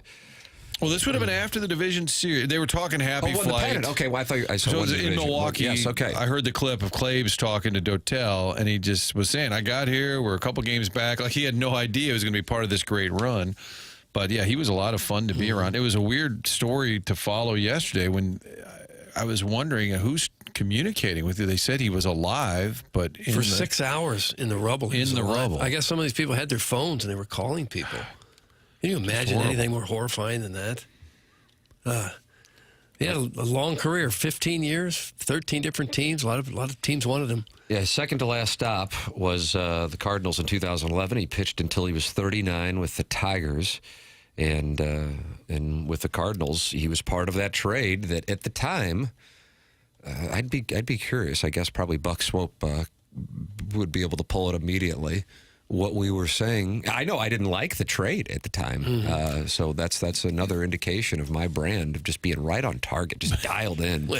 Wasn't Edwin Jackson more of the headliner because they needed a starter as well? It was Edwin Jackson, Zaczynski, Dotel, and Corey Patterson, whose only value was putting out. Jackson, I don't know if you have that audio. Putting hot out foot. Well, that's important. You don't want fires in your dugout. I mean, think if that fire would have spread, the 2011 Cardinals never win the World Series. Now that game was perhaps the most distressing loss the Cardinals had in the month of September. And so it was surprising to hear Cal May lead with this question. Martin, I think you'll enjoy the skipper's response. Did something catch on fire in the dugout in the fourth inning? There was like a small fire down near the end of the dugout, and Corey Patterson stomped it out. Oh, I missed that. I don't know. First question after they blew a lead Has against a the Mets. baseball manager ever been asked? I saw a small fire at the end of the dugout, and the manager was not aware. I'm assuming, Doug, do you remember the old hot foot? They would always light a player's shoe on fire. Why that was ever funny? I don't know. We'll just torch a man's foot. Yeah, I don't know. I don't know what insurance providers would say about that in 2025, but in 2011, Corey Patterson stomped it out. They put like little matchsticks and like tape it to their back foot, right? How did people not notice that someone was taping matches? What's funnier than lighting a man's foot on fire? Right. Talk about hijinks. The hot foot is Pine a prank. tar everywhere. You can cause a serious injury to somebody. The bubble with bubble gum you stuck on somebody's head. That was kind of wacky fun. This is now messing with somebody's, I don't know, body part. It's a prank where the prankster sets the victim's shoe laces or shoe on fire with a match or lighter. I assumed it was a match or lighter. Several other versions of the hot foot prank all involve using a source of flame near a victim's foot. Oh. The hot foot prank has mentioned several baseball stories as a prank the players play on one another. Bert Blyleven. You never heard of Bert Blyleven? No, I know. I was just hitting it for. I was shocked that he was part of this. Okay, sorry. He earned the nickname the Frying Dutchman because of his love of this prank. The fire extinguisher during his time with the Angels, the fire extinguisher in the Angels Stadium clubhouse featured a sign that said, "In case of Blyleven, pull." We should do one in here, Jackie. Oh, what's funnier? Jackie's foot's on fire. Iggy set his shoe on fire a few times to kill some rogue hairs that were coming out of it. Oh, my. I think it was laces. I don't think he had hair coming out of his shoe. He just set his shoe on fire. Yeah, his shoe unraveled. How'd you have that drop ready? There's a quick type in there. Yeah, he would light the frayed ends of his laces in the studio. That's an outside During activity. The show. Yeah. You shouldn't light fires in the workplace, generally. I don't know what the Hubbard policy is. Well, if you work in like a restaurant, fire is certainly going to be a part of it. Right. Our friends at the EDF group, they deal with fire Nicely often. done. Boy, Jackie Papers just with a beautiful weave right there.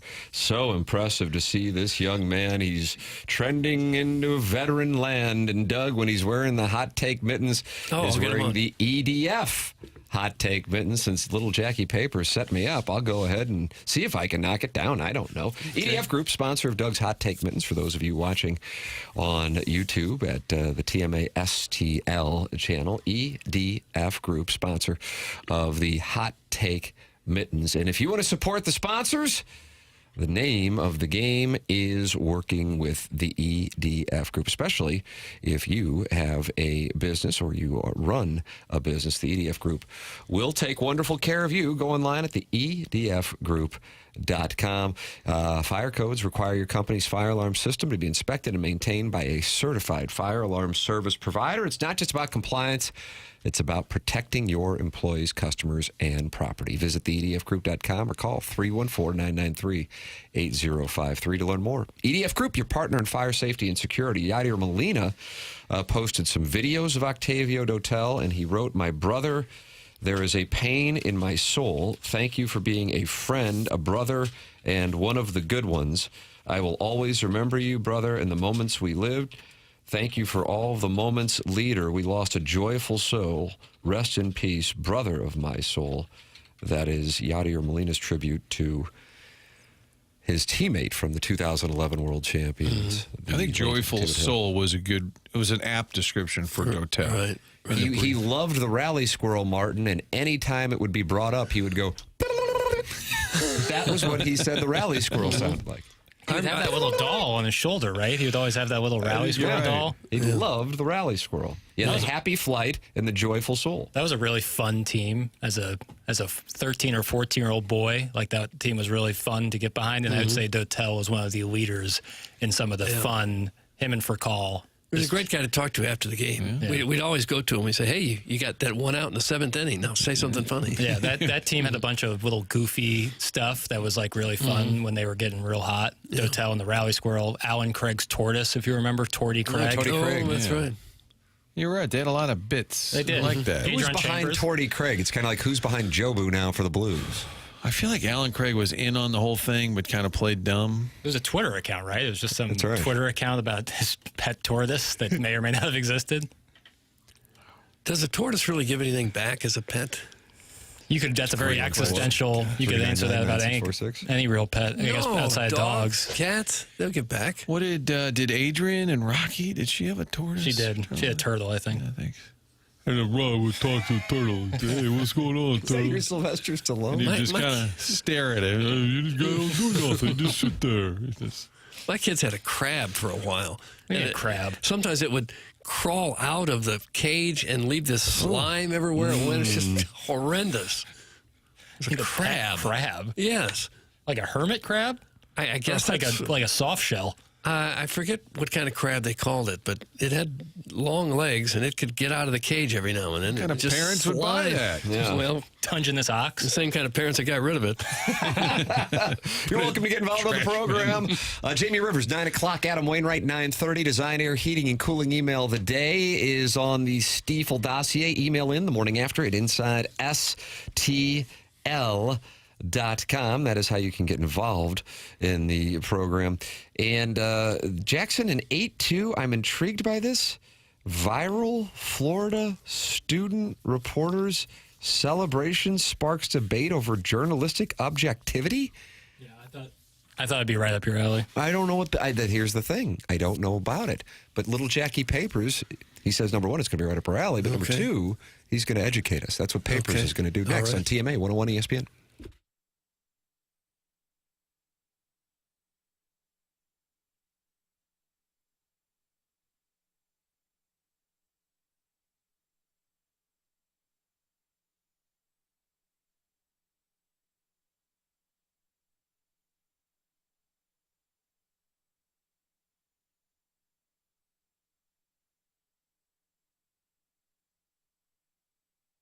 A trip somewhere warm sounds good right about now. And if you want to go to Florida, there are 7 different locations served by Mid-America St. Louis Airport. Find out more. FlyMidAmerica.com. That's the website. Very convenient. See all the Allegiant flights, whether it's to Vegas, Hilton Head, Fort Myers, Fort Lauderdale, taking the family to Destin, whether it's a spring break trip every year or summertime or in the fall when you're headed to Destin. Do it in about an hour and 15 minutes. That's all the flight is.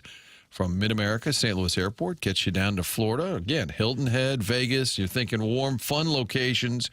Do it at the airport that makes it super convenient. You park for less than $10 a day. Walk into the terminal. You're through security. Typically, it's 15 minutes from your car to the gate. So much hassle these days when you're talking about flying. Not at Mid-America St. Louis Airport. Again, going somewhere warm. Veterans can save money as well. There's special deals for our veterans. Find out more at FlyMidAmerica.com. A real gem over there in Muscuda, Illinois, not far at all from downtown St. Louis. Get your flights online at FlyMidAmerica.com.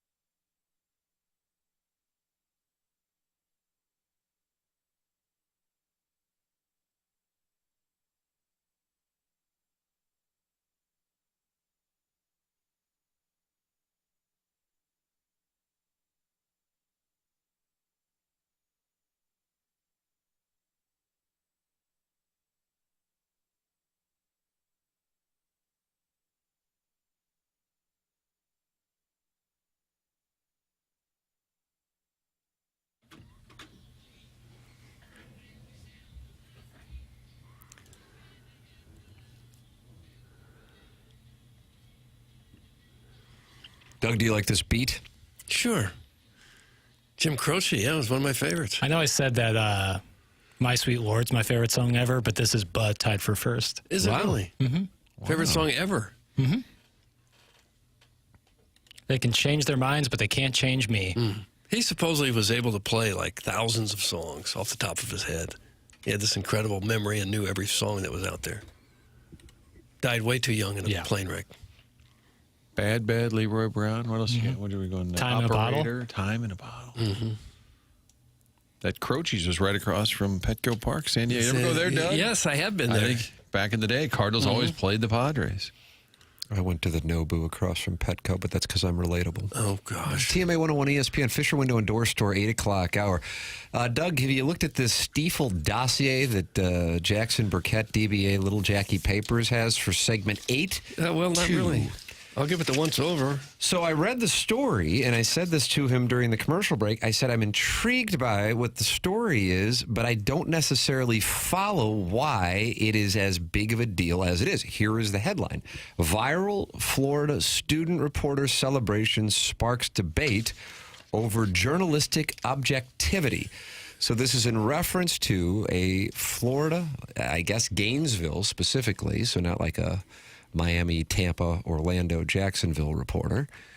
So therefore, student covering the Florida Gators. She works at ESPN Gainesville. Yeah, and I didn't know what the deal with that was. The Radio station. Oh, so it's an ESPN affiliate. Okay, got it.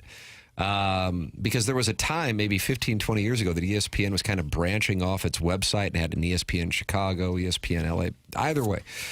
So there's an ESPN affiliate in Gainesville, but now some people, she was doing something that was fun, but Doug, now some people are not happy about it. Some people aren't happy about anything. Is that the gist of it? What is it? There's like a you video said this is going to be right up our alley, so I want to understand it, and I want the audience to understand it. I'm trying to follow here. Jackson Burkett providing context. That's exactly right. So there was a deleted video, I believe on Twitter, of her celebrating Florida's national championship victory while sitting in press row. So all the game's going on? Right after the game. Okay. Right. Yeah. And then there was a interview she did with Anderson, who plays for Florida, Bennett Anderson, that was getting a bunch of views because he was sitting down, she was standing up. I don't know the exact 100% context. I just knew it caught flames. They sold NIL T-shirts about it. And then she interviewed them again. It did a big numbers. Either way, it's clear that she is rooting for. She goes to Florida and she's rooting for the Gators. And she was celebrating in press row. That video, I think, is what this caught article. Flames. Mm-hmm. Yeah. Well, that you should not do. It was the no cheering in the that's press box. definitely a no-no. To cheer in the press box. That's a can't do. But for the point of clarity, she did it after the game. Is that correct? I'm Doug? as they were winning. It would be weird to celebrate when 28 seconds left and your team hasn't won yet. Right. So I would assume right after the game. But after the game, I don't see. For a bunch of people who are affiliated, this is certainly not like I'm calling them out. I thought it was great. A bunch of people who went. Were you in Boston the night of Game 7, Martin? Were you in Boston? You were there, Doug? I'm sorry for. The Stanley Cup? Yeah. I was thinking Red Sox card. Yes. Red Sox Cardinals, the ones that we've Never made it to a Game 7. That's why I was stumped. I was like, what? Doug, were you there? No. Stanley Cup. I was selected to hold down the fort. Yeah, that's in the parking lot. Because you hadn't been around St. Louis sports for very long, right? And you wouldn't have appreciated that moment. No. So there were plenty of people who got pictures on the ice then, which I didn't think anything of. So I'm asking, and maybe that comparison is not fair. I'm just trying to understand what she did that was wrong. So she, after deleting the video of her celebrating U.S. victory while sitting in press row, she tweeted a new video saying no cheering in the press box, but level 1 million difficulty because the team you've been covering all year just won the Natty. And it's her trying to contain herself as Florida is rushing the floor celebrating. She is on press row. And so it got a bunch of people who are also journalists tweeting about the integrity of cheering in the press box, the media rooting for the team, the modern day of journalism where you have to be both a content creator and a journalist. Although it did seem like some older folks just kind of crapping on someone for having fun. I don't think there's any problem taking a picture of yourself, posing for a picture. I don't have any problem with that at all. But you can't be standing up in the press area, yelling and cheering and rooting. That I don't believe that takes was it going over on. the edge. I don't believe that was going on. So she was just standing up and clapping or something? I guess we'd have to see it to know. Well, the video of the initial video got taken down, but she has another video out right now. Who gives a fuck? Help me understand why this is news. Doug, that's Big Don Johnson. stop You it, had Don. dinner with him in Miami? I never did. I put it in there not because of this story per se, but because of the conversation it asks. In the modern day of journalism, younger people getting into journalism, and with the rise of TikTok and Instagram and people wanting content, are the days gone by of no cheering in the press box still being a steadfast rule. That was why I brought it up. Okay, I follow that. I would say the answer to your question is yes, and I apologize for dialing in on the story. I thought that you were more aware. I just, because if she's taking a picture following the game, then that is a lot different than while the game's going on, and if she's standing there screaming or clapping. Right. You see what I'm saying? Totally. Yeah, it doesn't matter how young you are. There's still some decorum expected in a professional setting. And I don't know if she crossed that line. I don't think that she. I don't know necessarily if she did. I think you might be slippery sloping there just a touch. I'm not sure she was being unprofessional or screaming. She just might have been rooting. That's why I clearly say we for need a to team. see the video to have feels any like kind of an I opinion. just think this is a tough one for the radio crew to chew on. I love Jackson. Oh, okay. The alliance. It was about the grander I understand. conversation. I think in your defense, Jackson, we should pivot quickly to 9-2. And Tim, I don't know if you saw 9-2 on the dossier, but it says, if you could call one STL athlete, current or former, to help you fix a flat tire, What who would you? in the hell was that one about? That's a good question. Planted right between Jamie Rivers and Adam Wainwright in the 9 o'clock hour, brought to you by the great Mark Hanna of Evergreen Wealth Strategies, is the question, if you could call one St. Louis athlete, current or former, to help you fix a flat tire, who would you call? I had a flat tire just last week. I didn't even think to go down the Cardinals' former roster. Yeah, Blues. I called AAA. Rams, I called Steamers. AAA, and the guy had not played for the Cardinals, and I didn't care. Yeah. I just stared at that and I thought, what kind of acid trip were you on? What time of day in the Hubbard studios do you just type out on a sheet? And then I started thinking about it. I'm like, God, Matheny's really handy. And then I was like, Will Clark's probably handy, but he's like, fix it yourself. Did you have an answer, Jackson, that you wanted to fill in? No, I was curious. Yeah, you guys you thought about it? You guys have been covering the sports teams here for what feels like eons. Maybe you would have a better answer than me. Because I was thinking maybe William Hayes. He seems like he was good with his hands. William Hayes, who was homeless with Chris Long for a bit. Yeah. Wow. A bit is a little. Go to hell! That's from Stephen Wildwood. He gosh. doesn't like the questions. I got a kick out of that one. I was trying to pivot, Jackson. Well, I think that there's still a good conversation there, but. Who to fix a flat tire? No, not necessarily. Well, that one too. Gosh. One's a little more. That one has a little bit more, fun involved. Somebody said John Mabry. I like that. Yeah, I could see that being a great answer to the question. Likeable, but also like handy. I don't think Adam Wainwright would be a bad answer. You could probably call Kelly Chase, and he'd have a guy for you. He'd know someone who could fix it. That's a nice answer. So that's a good way to think through the process of the question I never thought we would be asked. We actually are going to dig out. I'm telling you, I'm helping Jackson. We've pivoted now from the ESPN Florida story that wasn't going real well. The more you say that you're pivoting to help me, the more it seems like you're helping me. The more, hold on, I want to hear that again. Well, the more that Martin says, well, I'm pivoting to help you, it makes it seem like I did worse. Well, Jackson, you'll be happy to hear the Baldwin Beer Bitch says, Martin, I love you, but kind of a D-bag move calling out Jackson on the air for his material.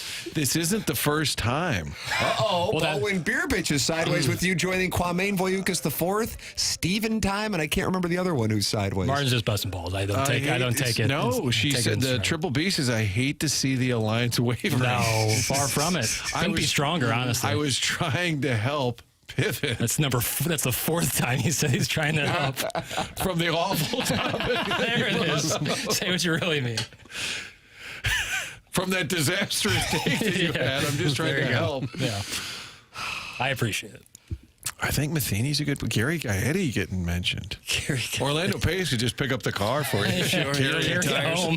Who needs tires? Hey, Dawson, sit a few plays out. That's from Big Tough. Happily. Dawson. Happily. You're welcome to get involved with your suggestions on the question. The thing about it is, I know that Jackson's intent with the question was not just good, probably great. I just got caught up in the details of the story. Sure. So I wanted to read it to understand what she was catching hell for. Right. There was a story, was it the Carissa Thompson story relatively recently, Martin? She's been on Fox for a while. And she was doing a podcast, I think, maybe Pardon My Take. That with, sounds right. Yeah. Big Cat and PFT Commenter, where she was just BSing, as people are fun to do on podcasts, and said that there's been times where she's made up the quotes when she's thrown it back to the booth following a second half interview in which she couldn't get to the coach. And that led to a number of people chastising in the industry, chastising her for that because, you know, take your pick of whatever reason. So I didn't know if that this story was under that similar umbrella. I messed up by just putting the link to the article on there. But I read the article, and I still didn't know. I should have had a question in there that was a bigger picture question as opposed to just posting the article. So, you know what? I'll wear it. I will wear it. I was just trying to help pivot from the awful stuff. No, I know. I'm glad you're mentioning that. I know. Well, because I know this. I know Jackson. This was what Balloon Party was for 3 years. Mm-hmm. He knows the crap that gets me going. And so I know that he had an angle on it, and perhaps I lost the angle by trying to focus on the detail of just trying to understand what she did wrong. Now, if she was doing it during the game, it's an easy one. But to me, it's like the equivalent of seeing people who are on the ice following the Blues Game 7 win, and she's taking a picture. I just don't know what anybody could be unhappy about there. Right. I think it's a body of work thing. You know, the entire tournament, there's been some content out there where it's like, you know, it's kind of everything you're rooting for the Gators. But I just don't think that is necessarily wrong, or it's the new age of sports media where you've talked about before. Fans are covering teams. But I think at this point I don't know, this is an arbitrary number, but 80% of people in their 20s and probably even 30s, because with the exception of like 0.1% of the people in this industry, there's no money in it, like really no money in it, that you do it as a passion play. And hey, God bless. It's why I got into it. And so therefore you are going to cover the teams who you pull for, grew up cheering for. So therefore you do have fans covering teams, whereas I think for all three of us here, when we were coming up, it was understood. I wanted to get back to St. Louis for sure. That was my goal, to get back to St. Louis by the time I was 30. That was my goal. I was lucky I got back sooner than that. But you got to go to kind of the minor leagues, for lack of a better term. Martin, what was yours? Arizona? Flagstaff. Doug was Rochester, Minnesota. Mine was Little Rock. And I guess now, hey, and good for people because they don't have to do it. They can start right out of school and have that opportunity to do it right out of school as opposed to go to the minor leagues. And I'm not saying one is right or one is wrong, but therefore the market you grew up in or went to school in, you wind up covering the team you cheered for as just a fan, and that can color the coverage. Sure. Mm-hmm. But I think in a way, all media people are fans. They all are. Or you wouldn't be in that business at all. Correct. But you got to contain yourself. When I was down in Arkansas, I got to know people and pulled for the Razorbacks in that sense, but not like how deep-rooted it is for me with Cardinals and Blues. And you can be as big a fan as you want of the team you cover, but when you're in a professional environment, it's not just about you taking pictures and cheering and everything. There's other people around you that are supposedly working, maybe facing deadline pressure or whatever, and you shouldn't be disrupting them in any way. You got to be professional about it. And I agree 100%. The issue on this story for me is she did it after the game. According to what I'm reading, I don't know, as we know, things can be written about people in media and they can be inaccurate. But I don't know what to make of this. I like, why would anybody be mad at somebody, especially when they're part of the Gainesville affiliate, for taking a picture following the game. I just don't. I don't follow it, but I'm perhaps there's an important detail that I'm missing. But I also think if they're a college reporter and now you're going to take this in, are you really going to be, oh my God, so unprofessional? I would say, well, it's a college kid. It's going to happen. If I was a Marquette journalism student and they won the national championship, I doubt I'd be sitting there with my recorder going, I will get some interviews shortly. I would be like, woohoo. I mean, everybody would. So it's different if it was, Jay Billis high-fiving and hugging the cheerleaders from Florida. I mean, that would be a little more notable than a college kid who happened to get excited about the team winning. And cover the team for their own local outlet there. You would kind of expect it, actually. You expect a little cheerleading and happiness. From the 330, lay off of Jackson, pivot boy. Are you pivot boy? I guess I'm pivot boy. What's pivot boy? Because I was trying to help pivot. Jackson by pivoting from the topic. I'm all good. Don't worry about me. Marty, go get on your PJ. Jackson. You have a private jet now? Waiting for onboarding. This time I'm going up to corporate. So Jackson 2028 is what they signed it. Oh, wow. That, you've got support from Floyd Velvet. You going to run in 2028? Considered it. I think I'm below the age requirement. You're talking president? What else? Oh, gosh. There's not a step somewhere between sports producer to president? I've always wondered what a comptroller does, so maybe I learn on the campaign trail and run for comptroller. In St. Louis, Darlene Green got beat by Donna Behringer last night, and in her acceptance speech, Donna Behringer said, and I will be there. Our guy Jacob Barker, who writes for the Business Journal, said that was a not-so-secret shot at the fact that Darlene Green was known for not showing up often at work. And so the new person taking over as comptroller They've got a problem with that in the city of St. Louis, taking classes, other jobs, and just not showing up. Not showing up. So things aren't going well? The more I look at it, the more I don't think comptroller's for me. The financial... You think comptroller is for you? No, it's not. With the issues with I think math, I fell in love with the name. So what are you going to run for now? You sticking to president? What's the sanitation commission like? It's either president or St. Louis City sanitation. Probably not a direct link to the White House there. No, but you got to start somewhere. Are you looking up city jobs? Well, if I'm going to run, I want to know. Is there a database of what's available? And does it say you have to show up to work to actually have the job? I guess. I don't know. I'm just trying. I'm digging deep over here. Yes, you are. I'm pivoting off your PJ. My favorite part is how many people actually wrote in responses to the tire question. I think it's a good question. Tom Pagnozzi got a vote. Stunning question in the Stiefel dossier. Stunning, but delightful. Dustin Hermanson got a vote. Doug, it should be noted that Donna Behringer is a St. Gabriel parishioner. So, oh, is that right? You recuse yourself from this conversation? That's exactly right. In my experience, most male sports reporters have major crushes on these big, beefy athletes, and that's why the media scrums sound like flirting. It's from the Dogtown Astro. And Doug, you've been covering media scrums for a number of years. Never picked up that vibe. Never did. Not once. Ever. Although that media chuckle does seem to be awfully, that is, cozy. Mm-hmm. Email in Design Air Heating and Cooling. Email today, the morning after at InsideSTL.com, 1045. Jamie Rivers, 9 o'clock. Adam Wainwright, 9:30. There's your Stiefel dossier. Martin, Doug, who wants to tell me about Design Air Heating and Cooling? Because they sponsor the email of the day. Well, Jackie Paper, Jackson 2028 is pointing at me. Let's talk about Design Air. Been around St. Louis since 1904. All your heating and cooling needs year-round. You think about it in the wintertime, if the furnace is not acting properly and it's just not working, you're going to call Design Air. In the summer, when the air conditioning isn't working properly, you're going to call Design Air. You can set up an appointment now. You want to get a tune-up before the summer season takes hold. DesignAirService.com is their website. Seth Goldcamp and the family, now fourth generation. What happens is some family businesses eventually are so successful, an out-of-town company will take over and they just keep the name. Well, this is still the family business. Design Air Heating and Cooling. DesignAirService.com. Get signed up online. And when that technician is at your home, they'll do their best to make the repairs not there to sell you something you don't need. Design Air, longest-running sponsor of TMA for all your heating and cooling needs. It is Design Air. There it is. Design Air Heating and Cooling. Sponsor the email today, the morning after at InsideSTL.com. Tim McKernan, Doug Vaughn, Martin Kilcoyne, Jackson Burkett with you. The program is TMA. It is presented to you by Brown and Crouppen. This is 101 ESPN and the TMA STL YouTube channel.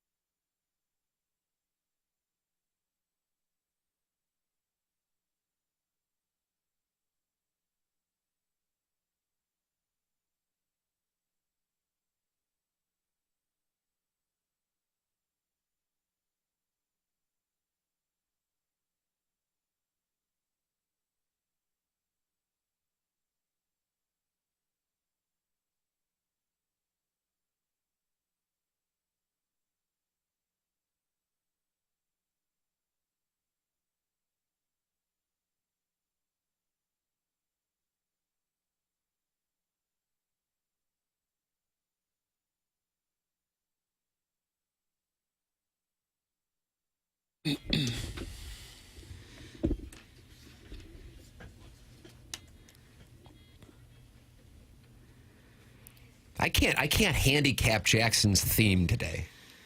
There was a Ween Wednesday song. That was the outlier. That was just it was a big doff your cap 7 o'clock hour. And Like so, Paul Skeens had a gentleman in St. Louis doffing his cap last year. That really correct. bugged you, didn't it?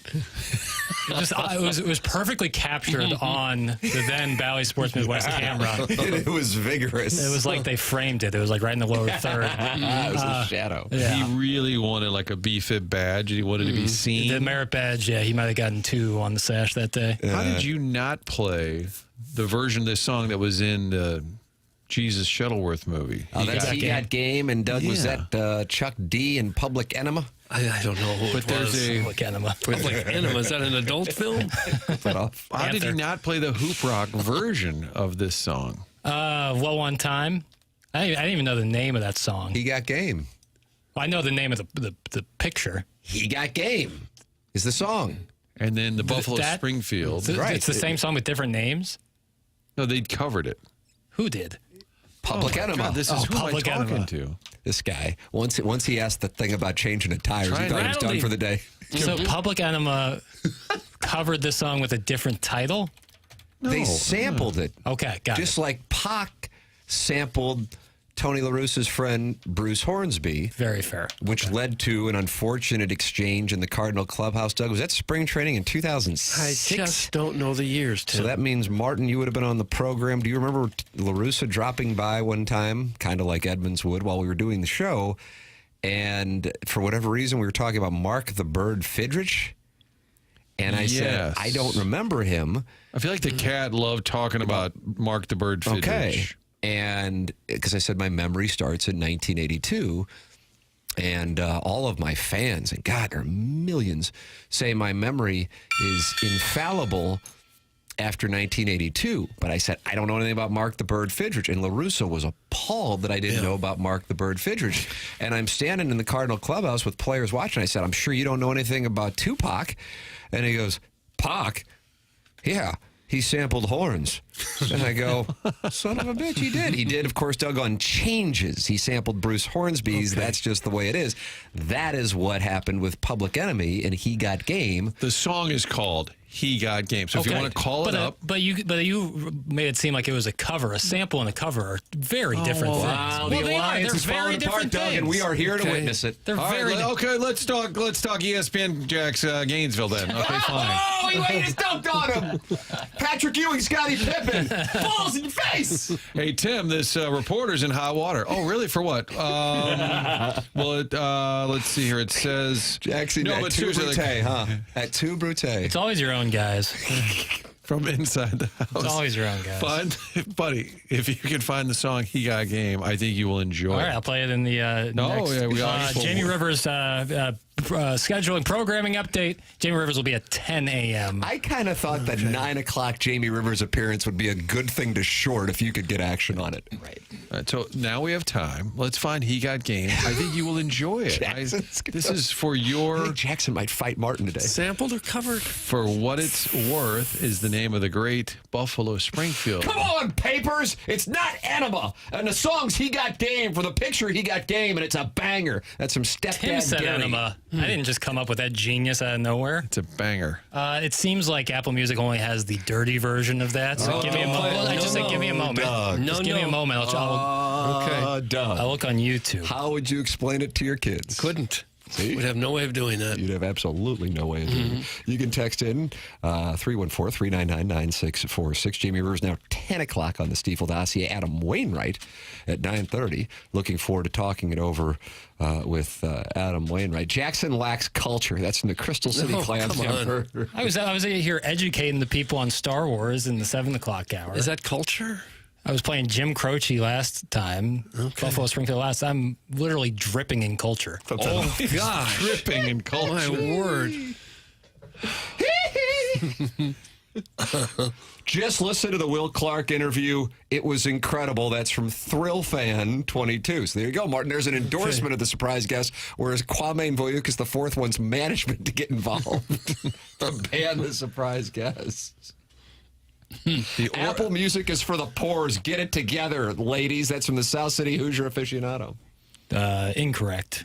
Apple Music is lovely. When I think of Will Clark, do you ever get the sense that this might have been what Babe Ruth would have been like in modern era? I mean, he didn't hit, not as many home runs, but just the confidence, the swagger, the hitting the home runs. I feel like kind of the same size guy. Nothing to base it on whatsoever. I just feel like Babe Ruth would have been great in a 2025 hockey locker room. That's what I think he would have been a big hit in any locker room. Yeah. But I just kind of see a little bit of a modern Babe Ruth in Will Clark. You've said enough to get your rights holder merit badge. Well, obviously Clark didn't hit the home runs that Babe hit, but same size, and just kind of, I just envisioned that the personality would have been similar. You could see it. It's not a real hot take, I know. It's just what I kind of what I see. You weren't wearing your hot take mittens. No, I when didn't you put the gave mittens it. on for that.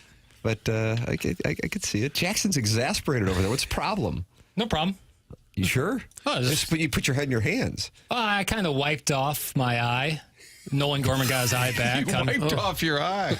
Well, not the ball, but the protective casing and protective casing around your eye. It's just because you're dripping.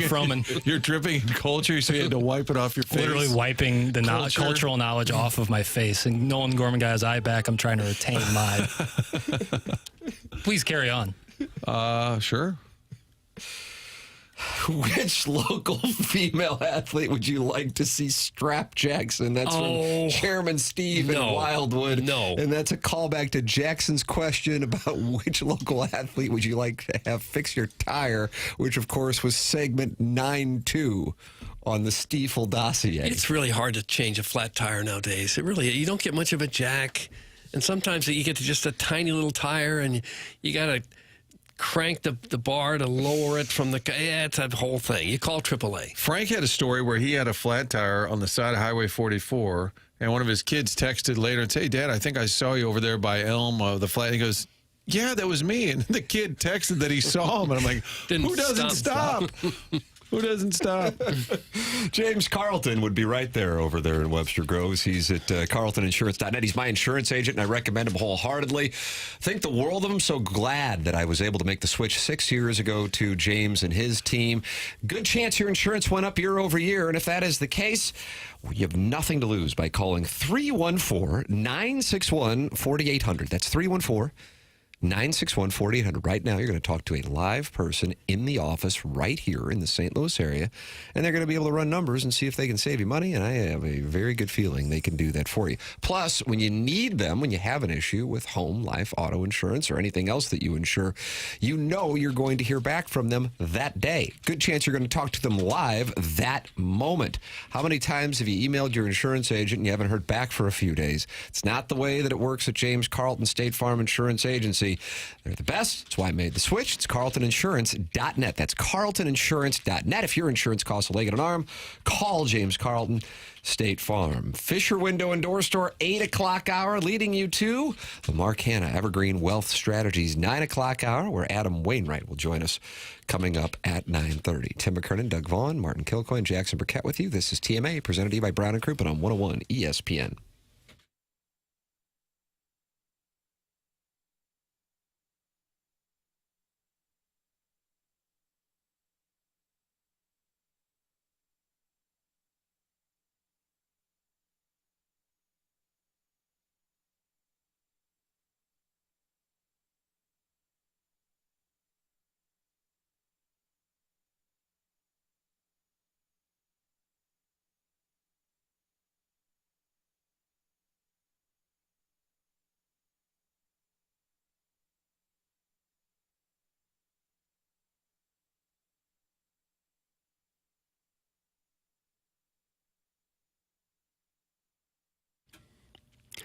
TMA is brought to you by St. Louis-based Stifel, a leading wealth management and investment banking firm. Stifel is the firm where success meets success and has been since 1890. 1890, it's 135 years now they've been around, helping St. Louisans. They're headquartered on the same street that they were founded on in St. Louis way back there in 1890. They're also the proud sponsors of the Cardinals and the Blues and the Stifel Charity Classic. They sponsor Stifel Theater. Stifel is honored to support the city, the people, and its future with 12 financial advisors financial advisors in 12 offices around the region. Stifel helps clients right here in St. Louis and nationwide manage their hard-earned wealth. Stifel also provides banking, lending, and trust services and has a full-service investment bank. Basically, when it comes to finance, Stifel has you covered. It's one of the fastest-growing wealth management firms in the world.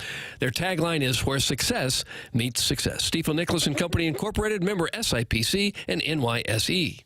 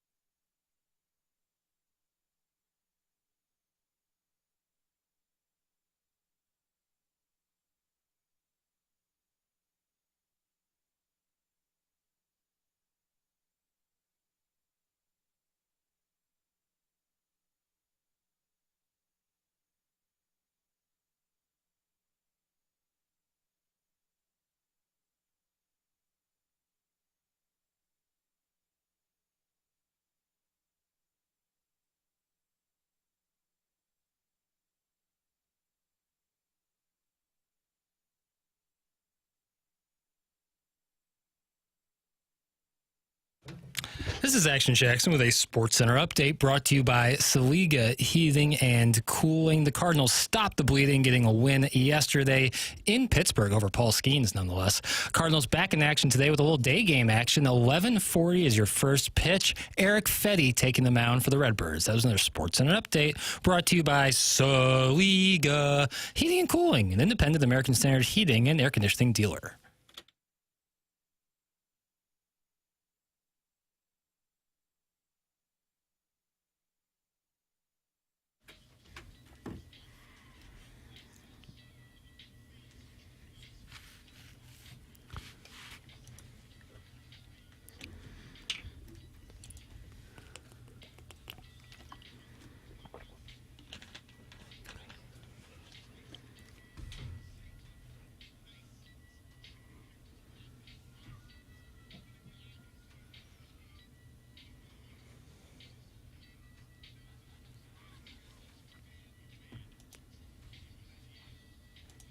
Doug, he got game. Okay. Jesus Shuttlesworth, Ray Allen. Game 6, 2013, Heat, Spurs, Chasey Lane, and I think Jill Kelly, along with Denzel Washington, starring in the picture. Mila Jovovich? Do you say Mia or do you say Mila Jovovich? I've never said either. I've never said either one, really. I love Ray Allen. Sugar Ray. And my buddy's in Milwaukee said he was like the coolest guy. Oh, is that right? He seemed like the coolest guy in that movie, too. And apparently he's a good dude. We'll take your Ray Allen calls. Jackson, have you seen He Got Game? Of course. Oh, my God. Is it good or bad? It's good. Is it? Well, Yeah, it's absolutely. Hoop Rock, Tim. Well, I mean, But come it's on. also But good. it's also Spike Lee. You have Denzel. Ray Allen, actually like a pretty good actor. Better than Mark Hamill. How about that? Certainly. Up there for one of the best athlete turned actor. Nobody's better than Mark Hanna, No. and he's the sponsor of the 9 o'clock hour, and the Cardinal lineup is out here as Adam Wainwright will be joining us in about 25 minutes. Jamie Rivers at 10 o'clock now as he has adjusted his schedule from joining us at 9 to 10. That's coming up on your Stiefel dossier. Cardinal lineup is out. Martin, we were wondering if Wilson Contreras, with 21 strikeouts and 43 at-bats and hitting just above 100, would be pulled today. The Cardinals have opted to go with the career numbers against Mitch Keller, where he's 7 for 19. And so, therefore, Wilson Contreras is back in the Cardinal lineup. Here is your lineup. Lars Nootbaar in right. Contreras, DH, hitting second. Brendan Donovan in left. He's hitting third. Arenado at third, hitting cleanup. Burleson, Pajes, Scott, Sajaci, and Wynn rounds things out for the Cardinals with Eric Fetty on the mound in Pittsburgh, 11:35. Okay.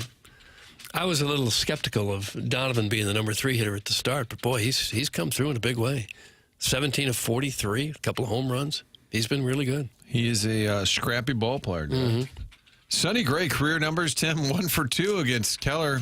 Maybe we should ask the skipper, why aren't you playing Sonny Gray today? Nah, He needs to pitch every night. I saw Ray Allen at Grove 23. He played 54 that day and was a cool dude. Doug, that's Chairman Steve in Wildwood. 54 holes in one day? I bet you could do that, though, couldn't you?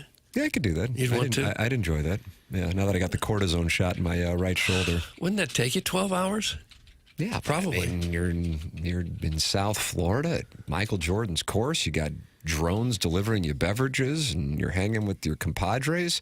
What else could you ask for? You probably go 95 to Rachel's afterwards. I mean, I don't know what else I'm doing. I mean, what else is going to be better than that? I Eh? don't know. 12 hours doing golf just seems like a lot. I tried to stop after 12 holes playing with Jack Snow and Macomb, and he got mad. And he goes, "You got to play 18." And I said, "Oh, I'm done. I've got to go do a bunch of TV crap." And he's like, "You don't come out here unless you're playing 18." And I said, "Well, who invented it? It's a stupid number." And he goes, "What do you mean it's a stupid? He goes, that's what golf is. It's 18." And I wanted to leave, and he got really mad. The snowman? Yeah. And then he said, "Keep going. Just hit it straight down the middle." That was his thing. And I said, "Why do we have to play 18s?" He goes, "That's the rule." I said, "But who made up the rule?" And we had this whole like Larry David argument. And he said, just stop talking. Was this just you and the snowman? Yeah. That had to be a wonderful experience. We played it must have been like 6 a.m. because we really had to go to practice at like 9. And we played it freaking 6 a.m. And I was like, the 12 holes is plenty. Mount Rushmore of St. Louis men's men in the last quarter century. Jack Snow is absolutely on said Mount Rushmore. Yeah, men's men. I'm going to put Chaser on there.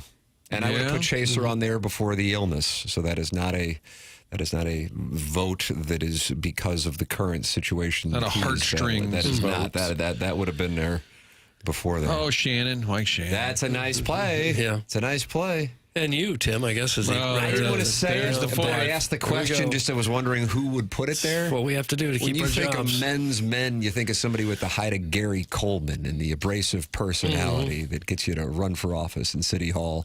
Those are the kind of things. And Jackson has announced that he's running for sanitation director. So that'll be fun. When are you leaving this show? I won't. Much like Gottlieb, I can do my public or service. St. Louis comptroller. You just have public the title, service and, apparently. and entertain millions. Ian LaPerriere says Ryan O'Reilly. Yeah, that's a good one. That's a nice play. Rich Gould. The Canadians often have to change out their tires with snow Are we tires. back to tire changing? I thought that's what we were talking about. I'm not mad at you. Get out of the conversation. What do you think we were talking men's about? men. Okay, sorry. I'm going to recuse myself. Well, we are in 9-2, so maybe that's what you were going by the table of contents. No, he waved me off. He waved me off like you're fair catching a punt. Good God. Hey, guys, I submit Jackson Bennett Burkett is our new man's man here in St. Louis. That's from Big Tuft. Yeah. I don't think I can be a man's man. Brown liquor makes me gag. I'm probably out. Brown liquor makes you gag? Yeah, I think I can't be. That's like the litmus test for men's men. It is? I You have to be a hard drinking fella? You know, I had a situation, Doug, what was I, 15? I don't know how old you were, Tim. I feel like it was around 15. And I don't know why, but I guess it was Christmas break, and I thought, I guess I'll just mess around with some whiskey by myself. Good idea. And I'm downstairs in my parents' basement, and it's the Christmas holidays. And what else are you going to do when you're 15 outside to drink yourself silly with whiskey on Tam Avenue? And that's what I did, and I was hungover for 2 days. And so to this day, because Jackson often compares me to Cillian Murphy, is that correct? Often, yes. From Peaky Blinders. But all they would do in Peaky Blinders is drink whiskey. But because I got so lit up at 15 during the Christmas holidays on whiskey, I can't have whiskey. No more Still, whiskey. It's like I got sick a few months ago on the vomit comet after taco night, and I haven't been able to have taco night since. Yeah, it really it'll sucks. do it. I enjoyed that It'll taco do it night. to you. Yeah. So did you tell your parents why you were sick? I think they're live streaming now so they can text in. No.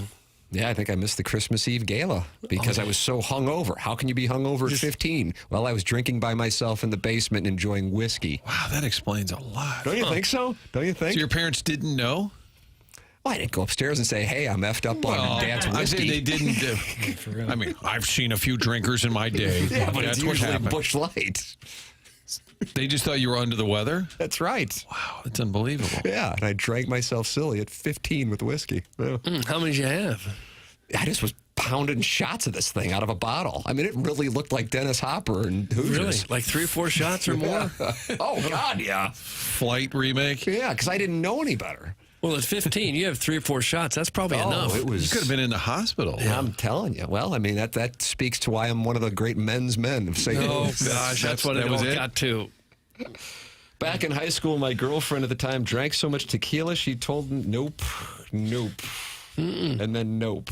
Although great text, Mr. Siders. That'll have to be for those So the who... nope was you saying can't read it. Cannot read it. See, this show does have a filter. Yeah. There you go. Nope. Right there. Mr. Siders, though, who's been very critical of Jackson's 7-iron distance. Jackson lost to him in the J. Randolph Jr. Fan Page Club Championship last year. That reminds me, Jesse Kiowski said I could share this with the audience, and therefore I shall, Doug. Okay, share it. The Dotem is returning in 2025. No fooling. Oh. That's a mic drop moment for you? No, it's a headphone drop. That's Okay. even more severe. All right. The Dotem is returning in 2025. How about that? That's good news. When and where? I believe Jesse said we'll be announcing it a week from Monday. Okay. A week from Monday. Well, that's exciting.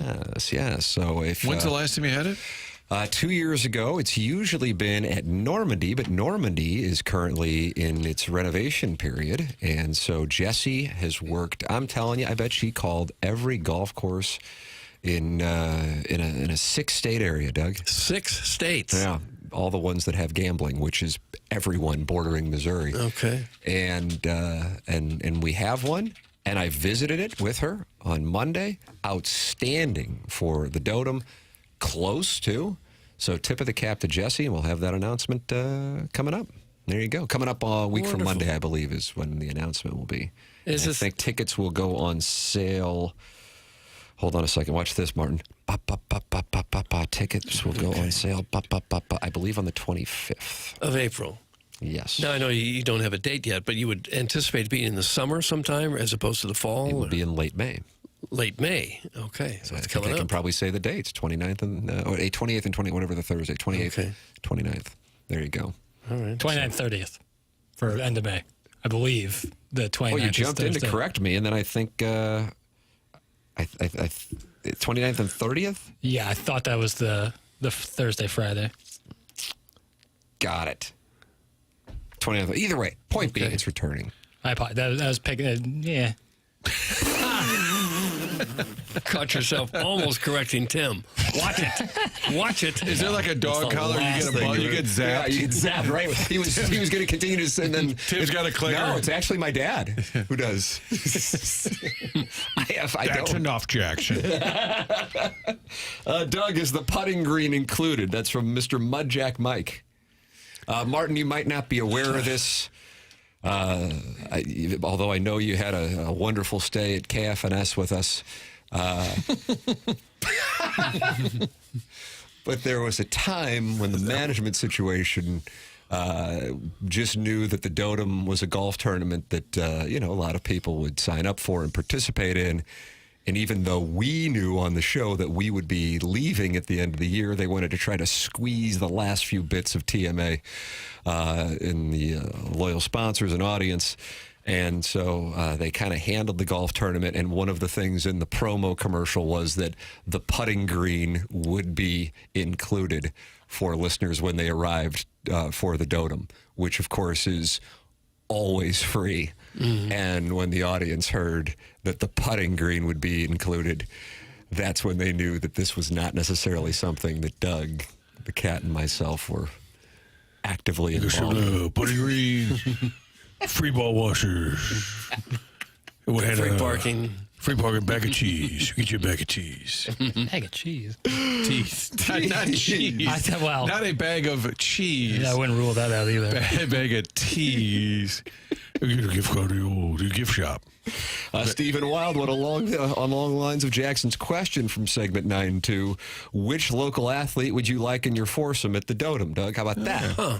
And would they have to be willing to show up? Is that that's an important qualifier.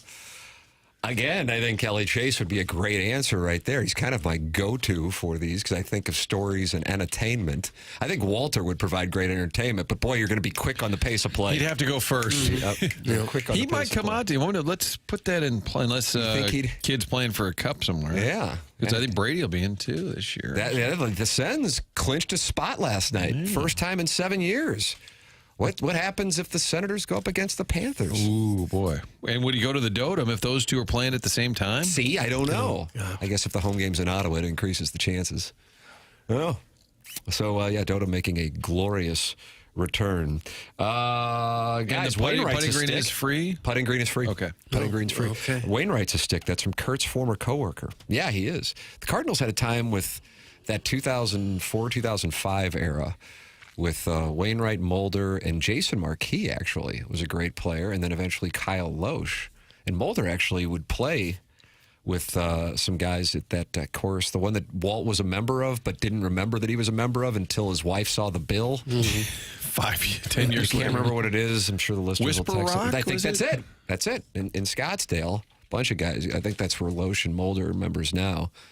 And Mulder, who is a great player, he's like, and I had him on the podcast. I said, you ever think about playing once you're done pitching, now that you're done pitching?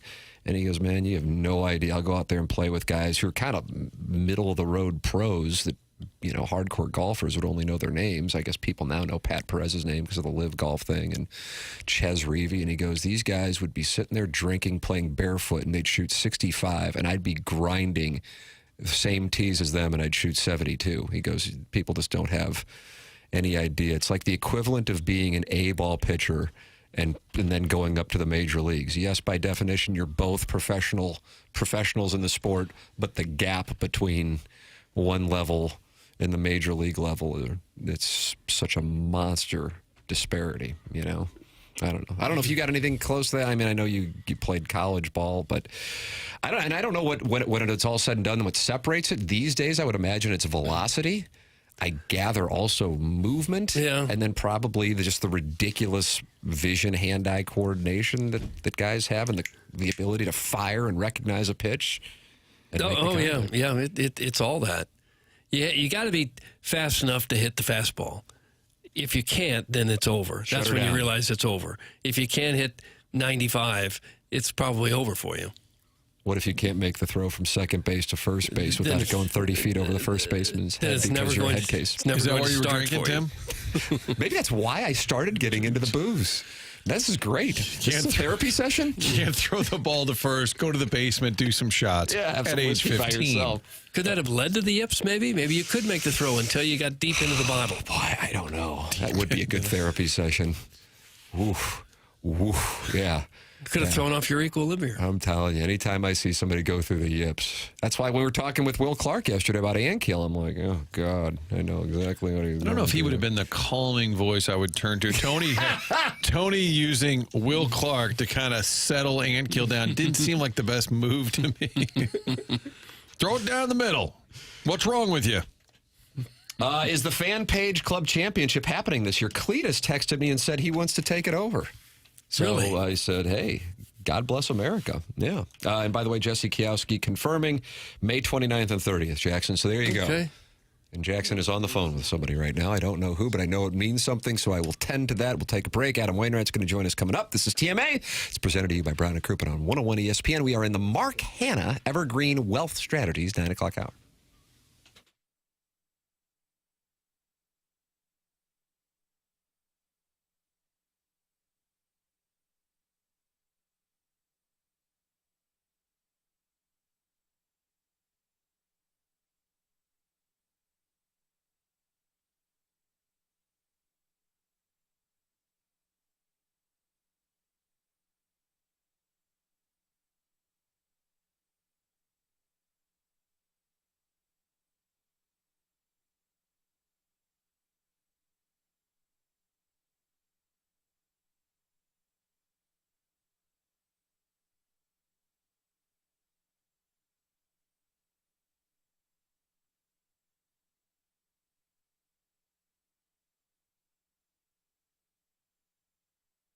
It has been a wild last 6 days here in the U.S., and that means that volatility has many people wondering what to do. Well, Stewie with Stewart's American Mortgage has his thoughts, and you can always call him at 314-324-4440 on his personal cell phone. Stewie, what is your opinion on the state of things and this market volatility?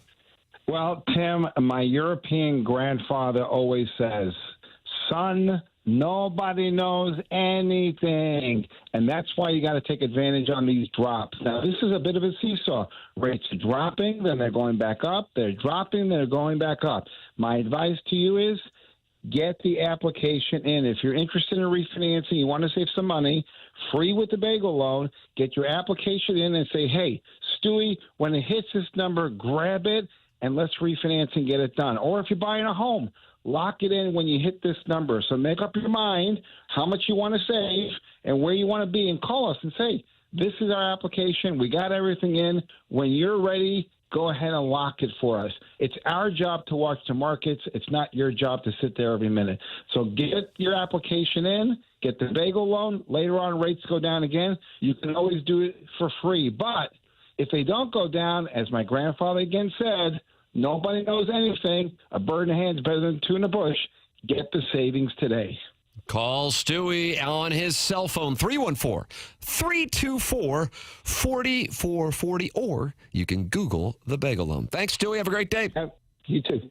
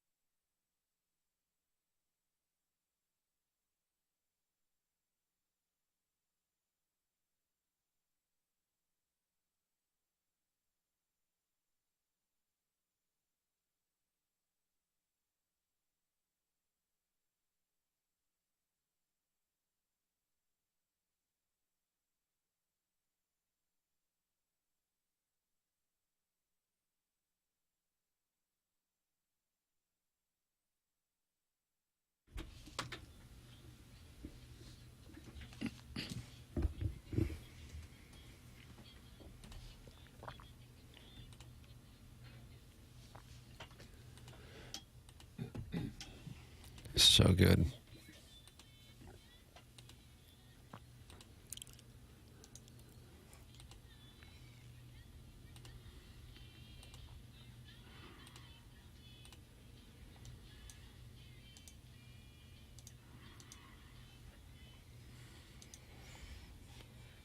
Go.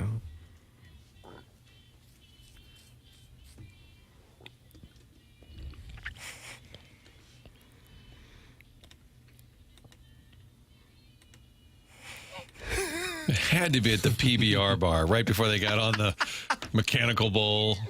Little karaoke night at the PBR bar. Kind of gets you fired up for the 11:35 start in Pittsburgh today. Sure does, yes. Very excited. Adam Wainwright is the text inbox.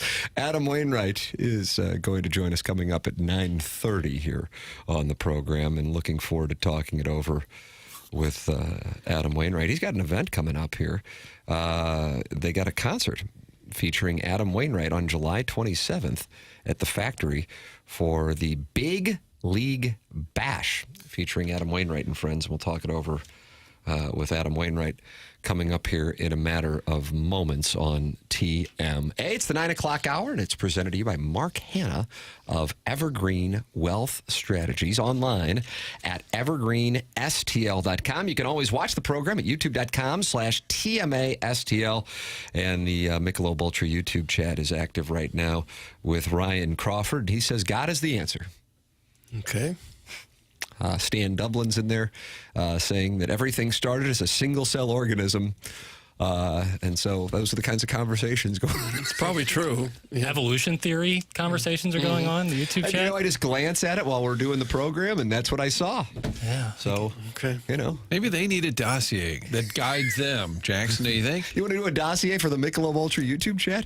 That might have been a good spot for the changing of the tire thing. Yeah. Well, I could test it out, test things out there. New material. Kind of beta test it in there. See how it does. If it resonates, then bring it to the program. You know, like 10-1. Have we lost the modern villain in sports? That's for 10-1. I won't give it away. But yeah, you did. 100%. I just want now Jackson's mad as a hornet. I might start giving you loose leaf because I look over your dossier. It's marked up like it's a yardage book at the Masters. Look how much blue markers all over there. I like to scribble, and I respect that. But how about some loose leaf? What is loose leaf? Loose leaf paper? I know, but what does that change? I know that it's paper, Jackie. Papers, but what does that have to do? Why would it change? I don't know. You could hand me a sheet at a time so I don't peek ahead. And then reveal the secrets of the Stiefel dossier. 9:30, Adam Wainwright. 10 o'clock, Jamie Rivers. 10:45, Design Air Heating and Cooling email today, the morning after, at InsideSTL.com. Adam Wainwright joining us on the Callier and Thompson phone lines. Doug, you know anything about Callier and Thompson? Well, I do, because I've been in there a couple times, and I know it's just a fantastic store. You're going to get some great design ideas. If you're looking to redo your kitchen and maybe a master bath, one of the bedrooms, you want to finish the basement, this is where you go. One of the best in town. Not just one of the best in town. And they've been that way since the 1950s. Their employees have more than 165 years of experience. The owners there, Bob Strati and Carolyn Beard, have both been there more than 20 years. They've seen it all. They've done it all. They've fixed up some of the best houses in St. Louis. And if you're on a budget, they can take care of you there, too. Maybe you don't want to redo the entire kitchen. You just want some appliances. They carry high-quality appliances like Bosch and Thermador, Wolf, Sub-Zero, and you can understand why they have been around so long, because they just do fantastic work. And maybe most importantly, this is a company you can trust to be in your home. They back up all their work. Collier & Thompson stands behind every job they do. They are always there available for you if you care to make any changes. The Collier & Thompson team cares about the work they produce. For them, it's more than just a job. They take great pride in the work that they do. They always want to do the right thing by the customer, and that's what they do. So you're saying, all right, where is it? Well, it's on Manchester and Baldwin, next to Uncle Bill's Pancake House. Go out there, look around the showroom. They got more than 10,000 square feet of displays. You'll get some great ideas for your next redesign. Come home to quality online at KyronThompson.com. There it is. Joining us here on 101 ESPN. It is our pleasure to welcome to the morning after the great Adam Wainwright. Morning, Adam. Wow. Morning, guys. How are y'all? Wonderful. How are you doing? Where are you? What do you have going on? Man, I have it all going on. I'm in South Georgia right now, getting ready for this Masters week. Yes. I am assistant coach on my daughter's 14U softball team, assistant coach on my daughter's 10U softball team, assistant coach on my son's 8U coach pitch team, and the head middle school girls golf coach. Meanwhile, I'm trying to maintain a below-average golf game and an above-average garden game. So I got it all going on, buddy. Wow. I mean, you have diversified your interests, retirement, no such thing for Adam Wainwright. Doug likes to try to get a gauge on guys' handicap indexes. Doug, what do you think he is? I think he is currently just right at scratch. That's where I think he is. Oh, do you? Yeah. Okay, I'll say +1. +1. All right. Martin, firing about. It's a +2. I respect all of y'all's opinions. I respect it all. Now, I will tell you, right now I'm at 3.4. But I am going to Scotland this summer to play golf for a week. And so in about a month, I'm going to really pour into getting better at this game and start practicing. Practicing is something that apparently is very important. So, clip that off. I'm going to try to do that for a couple of months in preparation so I don't go over there and play bad golf in Scotland. But I'm looking forward to it. And I will be, just to honor y'all's opinions of where I should be as a golfer, I will be a plus golfer, but it's going to have to take me either graduating kids out of this house or practicing more. Wow, that's understood. With all the time that you got going on, who are you going? Are you going with any former ball players to Scotland? That sounds like a ball player trip. You know what? It's my agent. I had the same agent for 24 years, and it's my agent's 70th birthday party, and he has 4 sons that threw him a surprise 70th birthday gift, and I'm kind of like an adopted son into that family, and we're all chipping in to take him over there. Are you playing, as Doug calls it, St. Andrews? It's not St. Andrews. I never say it's that. St. Andrews. St. Andrews. Okay, got it. I never say that. How much were you able to play as an active player? Was it the kind of thing whenever you weren't pitching, you went out and played? I was once a road trip guy usually. Didn't play hardly any at home. Every now and then I would play at home, but when you're gone for a week at a time and 10 to 13 days sometimes, coming home and being like, all right, sweetie, I'm heading out to the golf course while you manage these 5 kids. Doesn't work. Not really the best husband material, so I tried to be at home as much as I could when we were home.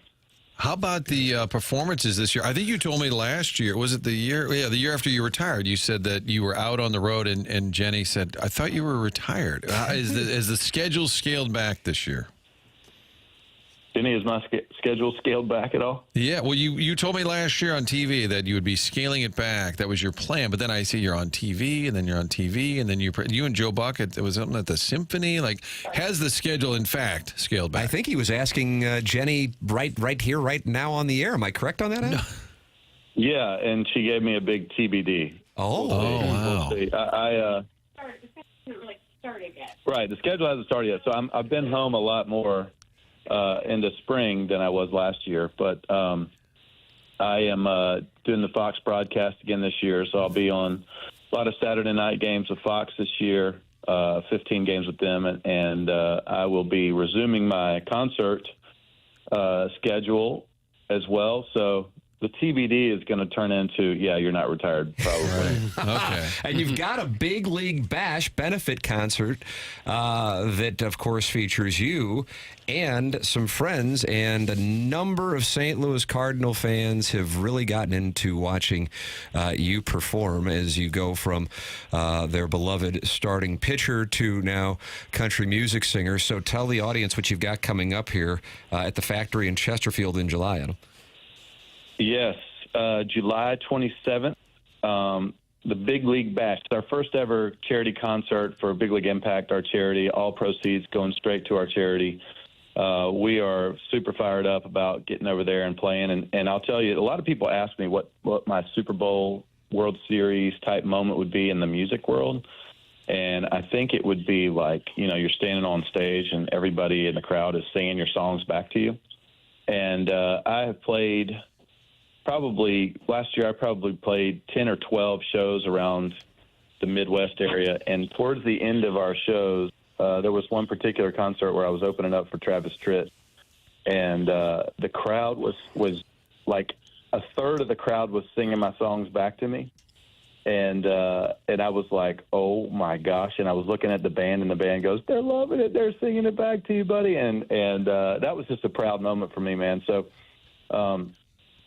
we had a great year. I'm looking forward to this coming year with the shows that we're doing and that we have planned. We've got 3 or 4 on the books already around the St. Louis area that we're doing, and this year our big one in St. Louis is going to be the Big League Bash, July 27th out there in Chesterfield. So can't wait to see the crowd there. Can't wait to raise a lot of money for charitable causes for Big League Impact. The people that we're serving are in dire need of food, water, shelter, and I'm just so glad that we get to partner with St. Louis fans in that endeavor. Adam, why don't you give folks an update? How did it start, the Big League Impact, and then just some of the success stories you guys have had over the years?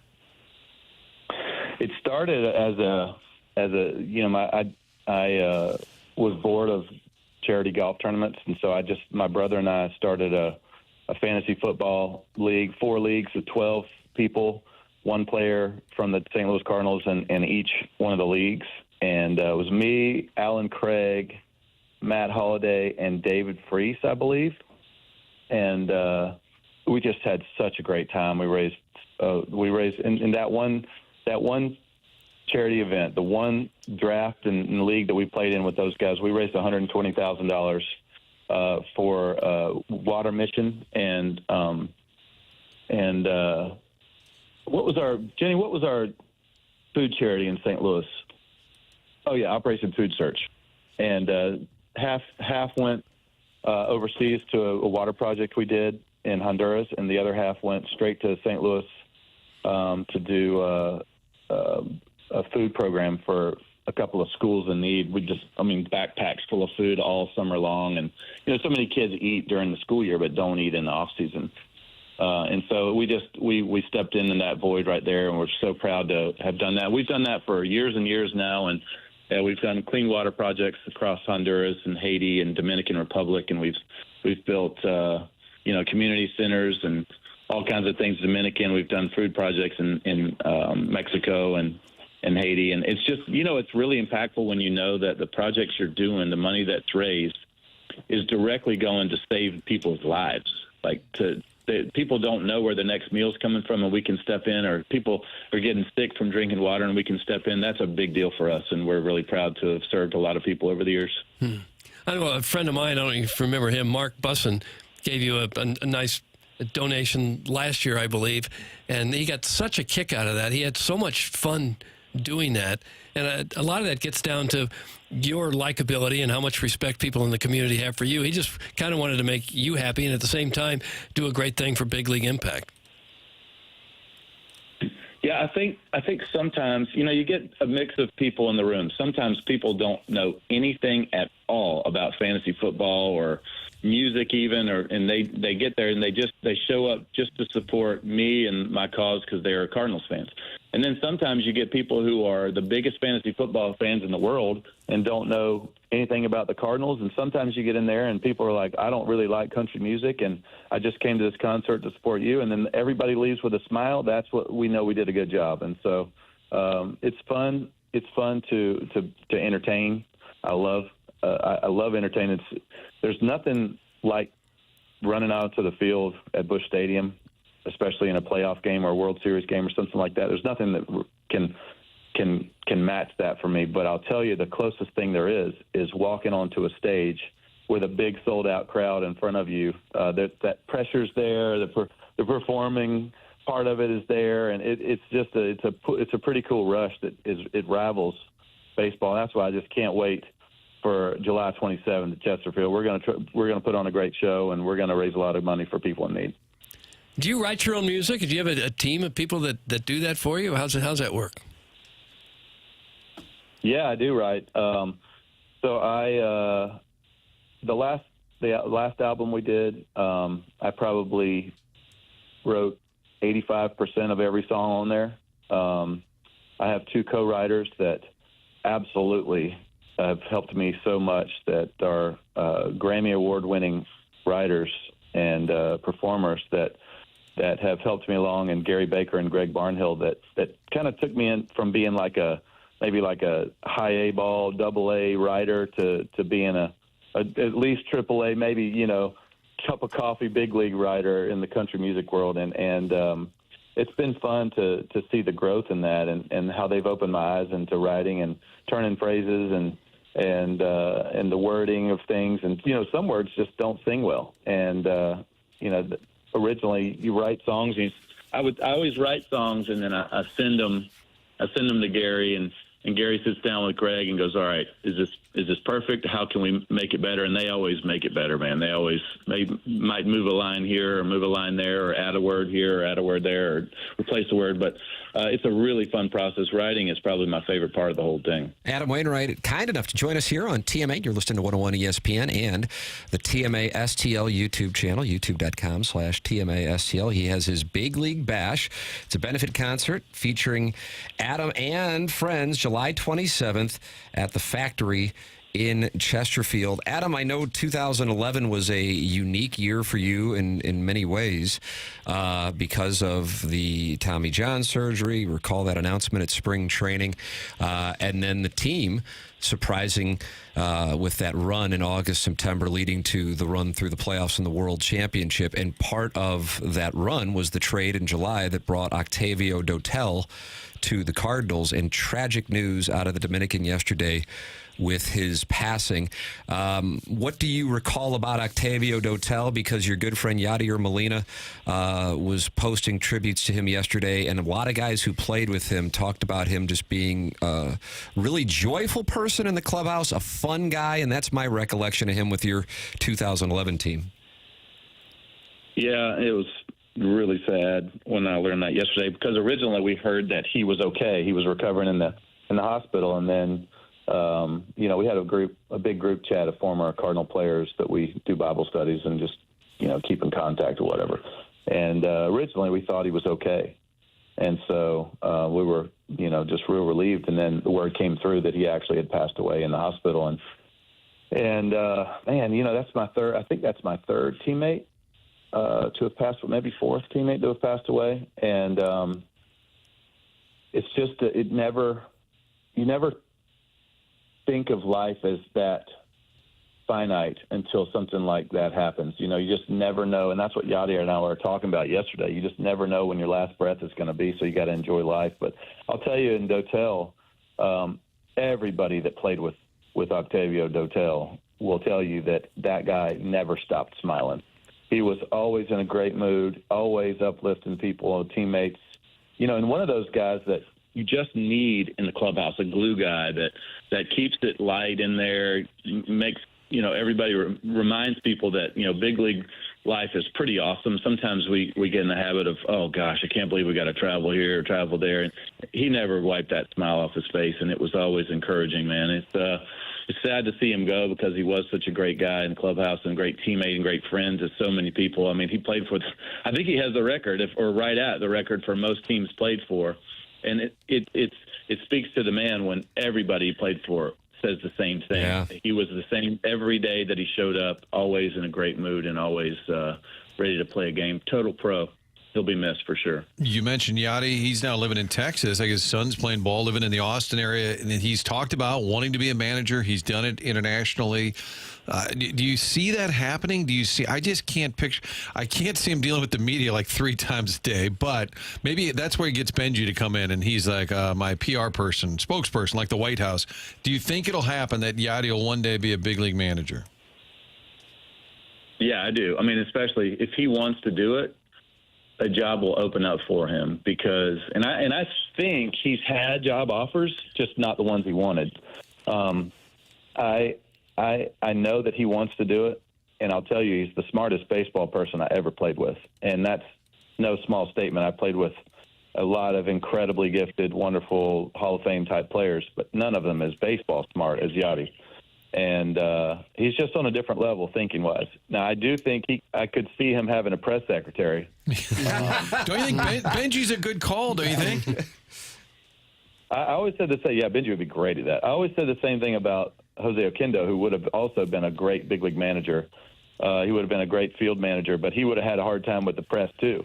But he might have had a press secretary also. But Yachty continues to surprise me, because every time I think that he can't do something or won't do something or shouldn't do something or needs to do something, he finds a way to make it happen. And the managerial skills that he'll bring as far as in-game management will be next level. I can tell you that.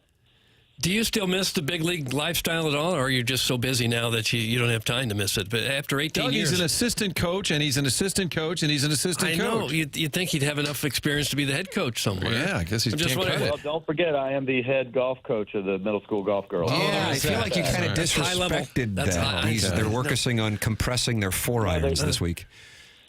The great thing about being a volunteer assistant, I always say volunteer assistant too. The great thing about being a volunteer assistant is that you can leave whenever you want. There's nobody's on the text thread expecting you to set the game plan or whatever. Now, I will say that when I show up to these practices, many times I'm running the practice. I just am not in name the head coach, which is absolutely the best way to possibly do that. I mean, I recommend that if you can.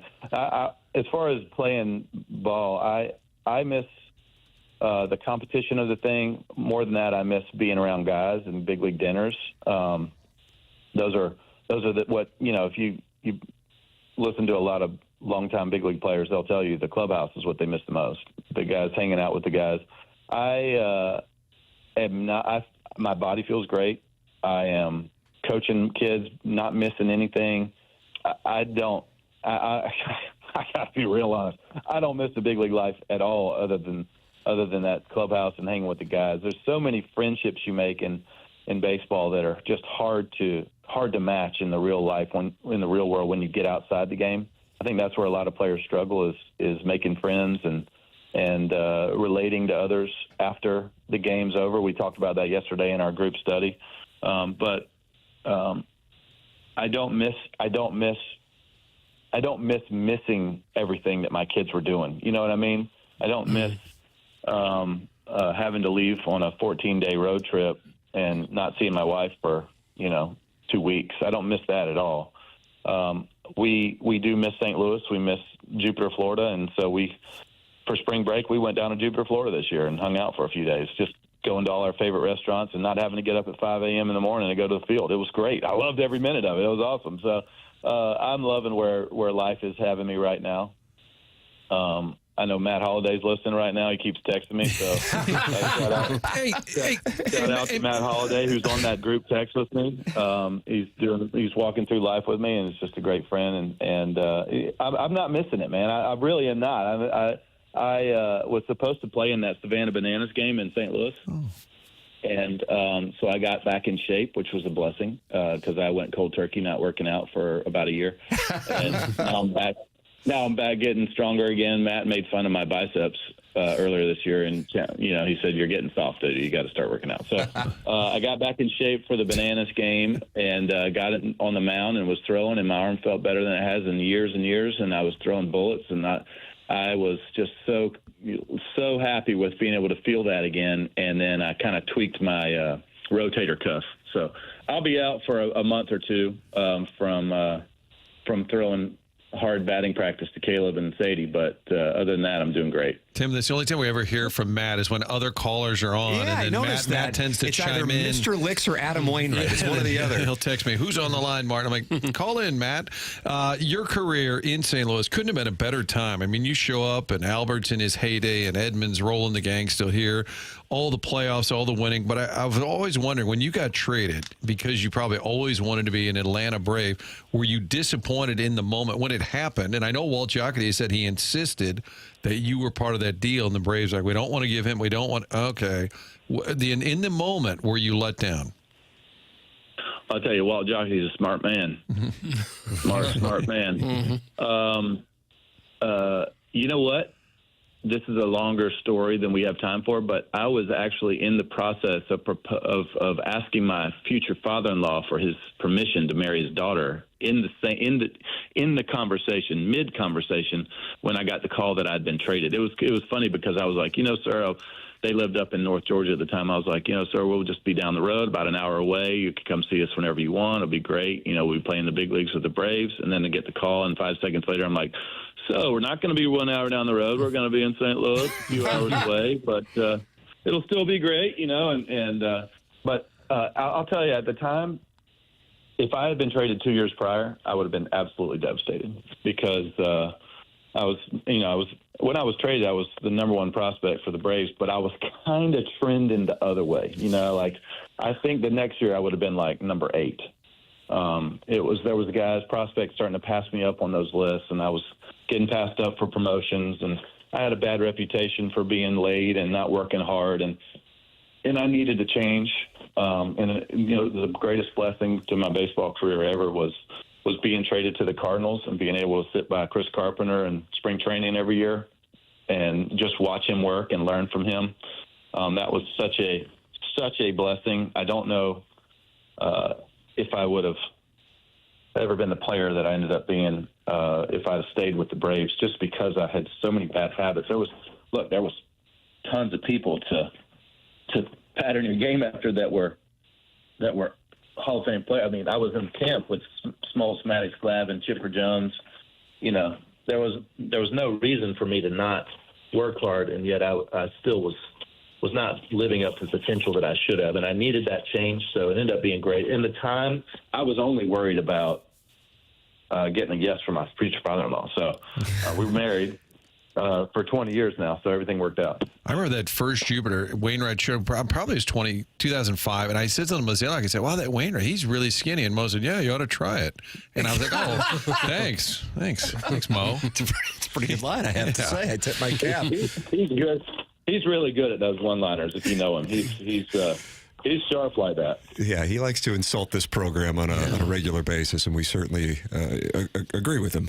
Hey, real quick before I let you go, who you got on the Masters, and have you played Augusta National?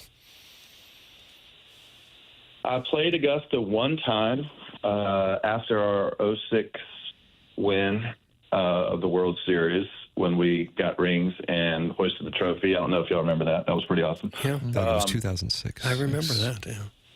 I remember that, too. It was pretty cool over there. Yeah. And that was really fun. I got to play. One of the members invited us up after that and had a great time. But, it's been so long. If there's members out there listening right now, I have kind of forgotten it, So I probably should get I should probably get a return, just to see if I remember how it was. But I will say, my wife and I are packing up right now. We are going to Augusta. We're going to go watch the Masters for a couple games for a couple days. And, that's a good thing about living in God's country down here in South Georgia. You can just run up the road to Augusta real quick. What is it, about an hour from where you are? Hour and a half? It is. No, it's about 3 hours. 3 hours? Would they let you join if you wanted to? Up the road, I guess. Would they let you join?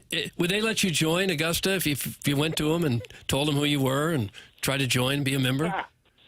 No. If you ask to be a member, you'll never be a member. That's right. Oh, gosh. That's right. That's the same policy at St. Louis Hills Country I Club. probably will never get invited for asking to be invited just a minute ago, Chairman Ridley is listening to the program. You got to shoot. There's a member out there listening. They want to take me to Augusta. I'm willing. I will fill that. I will jump on that grenade for somebody. So look at that. It's a nice gesture. I kind of feel like we have our Masters correspondent, Tim. If Waino, just Matt, don't call in. Just text. We'll have a texting relationship. Waino can give us a Masters update on Friday via text. Yeah, the issue is, of course, as I'm sure you're well aware, Adam, you and Jenny, you will not be able to have your phone on the grounds, right. Doug. The patrons do not call them fans. The patrons are not allowed to have their phones. That's right. So you'll just have to watch for me on TV. I won't have my phone on me, but I will be. I got three favorites.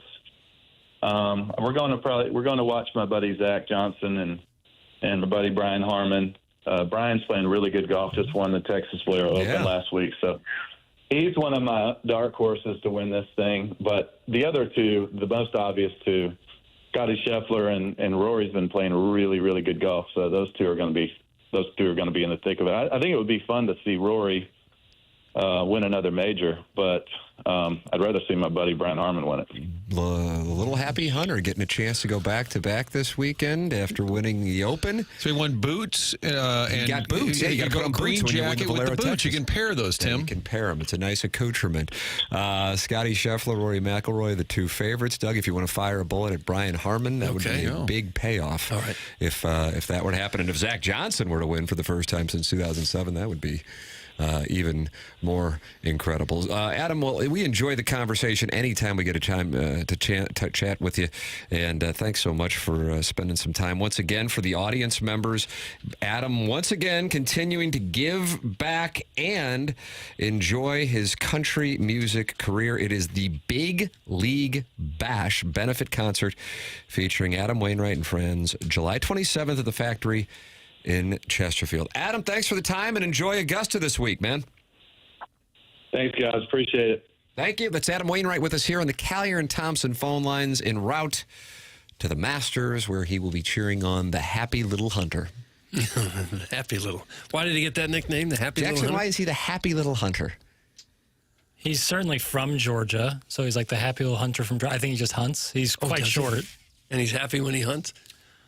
Must be. It seems like just by definition. Aggressive crowdsourcing. Aggressive crowdsourcing. We expect you to know What's the difference that. between crowdsourcing and aggressive? A follow-up. Yeah, if you're getting peppered. That's how you know. There's a When Barry Pepper over here is getting peppered. That was Steve Spagnuolo and my Rich Incognito. Martin, I answered the question, and you kept coming back for more. Like, well, you didn't really answer the question. Outstanding. Adam Wainwright, how about the fact that he corroborates Benji Molina's, when he was in studio with us, that Yadier Molina's already been offered MLB managerial jobs. I came out of Twitter retirement, at least the Gift Depot version. I thought, well, that's going to be of note to Cardinal fans that Yadier Molina has been offered Major League Baseball manager. Now, I know Benji said that, but I think some people thought he might have just been saying he had conversations. But Yadier Molina has already been tapped on the shoulder for opportunities. Guess we can, by process of elimination, figure out who they were and who Adam said they weren't necessarily the right opportunities. Yeah. But this guy's going to manage, Martin. He likes the press secretary idea you put forth. He's on board with that. Makes you think for the Cardinals, or for Yadi, it's the Cardinals or nobody. Right? I don't think that. No, I think in the moment when I don't know what city's offered, but no, I think and I think Benji has also said that. Like, he's not going to wait on the Cardinals. If he gets an opportunity, he's going to take it. I would also like to suggest or offer Matt Holliday, Listener of the Month. Has he ever won Listener of the Month? I think at this point. I think one of the core issues on that is him going to tmastl.com and signing up. Yeah. That could be passing the test to get in. Yeah. Well, can we get a waiver? I think he's earned this. Is this aggressive crowdsourcing by asking? No, but rules are in place for a reason. And if did I just get tisked? No, but if you at the first sign of a way to skirt around the rules, you do it. What were the rules even there for in the first place? Wow. Okay. Well, sorry, Matt. I tried. Yeah. No. Just a thought. Maybe one more call, and then. One more call. And I tried to vote for hostage in that way. Similar to having rules. I went to that St. Louis magazine. I tried to write in candidate Jackson as top radio personality. I was going to make it into a thing. Oh, were you? But then I think I had to get like 10 total votes. I was going to keep faking names, and I just stopped. I started the process and I never finished it. But I thought it'd be funny if I could just overload St. Louis magazine as you the top, which I think you should win. Thank you. Thank you for acknowledging. But I had to do it as a write-in, so it was making it more work. Right. Well, that's going to be tough. Because I'm already going to be sanitation commissioner. Oh, that's true. Yeah, he's getting really diversified. You're like Wainwright. You got a lot on your plate. Mm-hmm. Martin, I know it's 10 o'clock, so that means onboarding is probably about to commence. The 10 o'clock hour getting underway with me, Jackson, and Doug. Chairman Kurt is taking his driver's test. Yes. Today. Yeah. That's why he's not here. It would take a few hours to get in. Yeah. So that's why the chairman's not here. We'll have the Design, Air, Heating, and Cooling email today coming up. Jamie Rivers in a matter of moments. This is TMA 101 ESPN.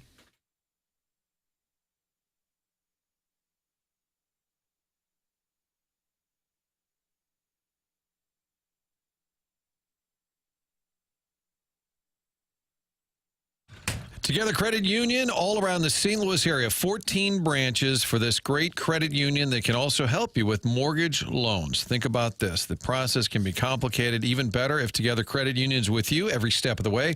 They are the hometown home loan provider. Together Credit Union has a home loan solution for every buyer out there. Fixed rate, adjustable rate, conventional, home equity, jumbo loans. They have it all.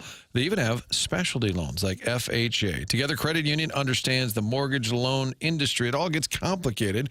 They're here to take you through the entire process. They do it and make it easy. And keep in mind, everything here, the underwriting, the servicing, it's all done locally. So stop by and see them. Together Credit Union in town. 14 locations. Go online, fill it out, find out about the rates at togethercu.org. Together Credit Union, your hometown home loan provider. Here's to making St. Louis your home. Together Credit Union, federally insured by NCUA.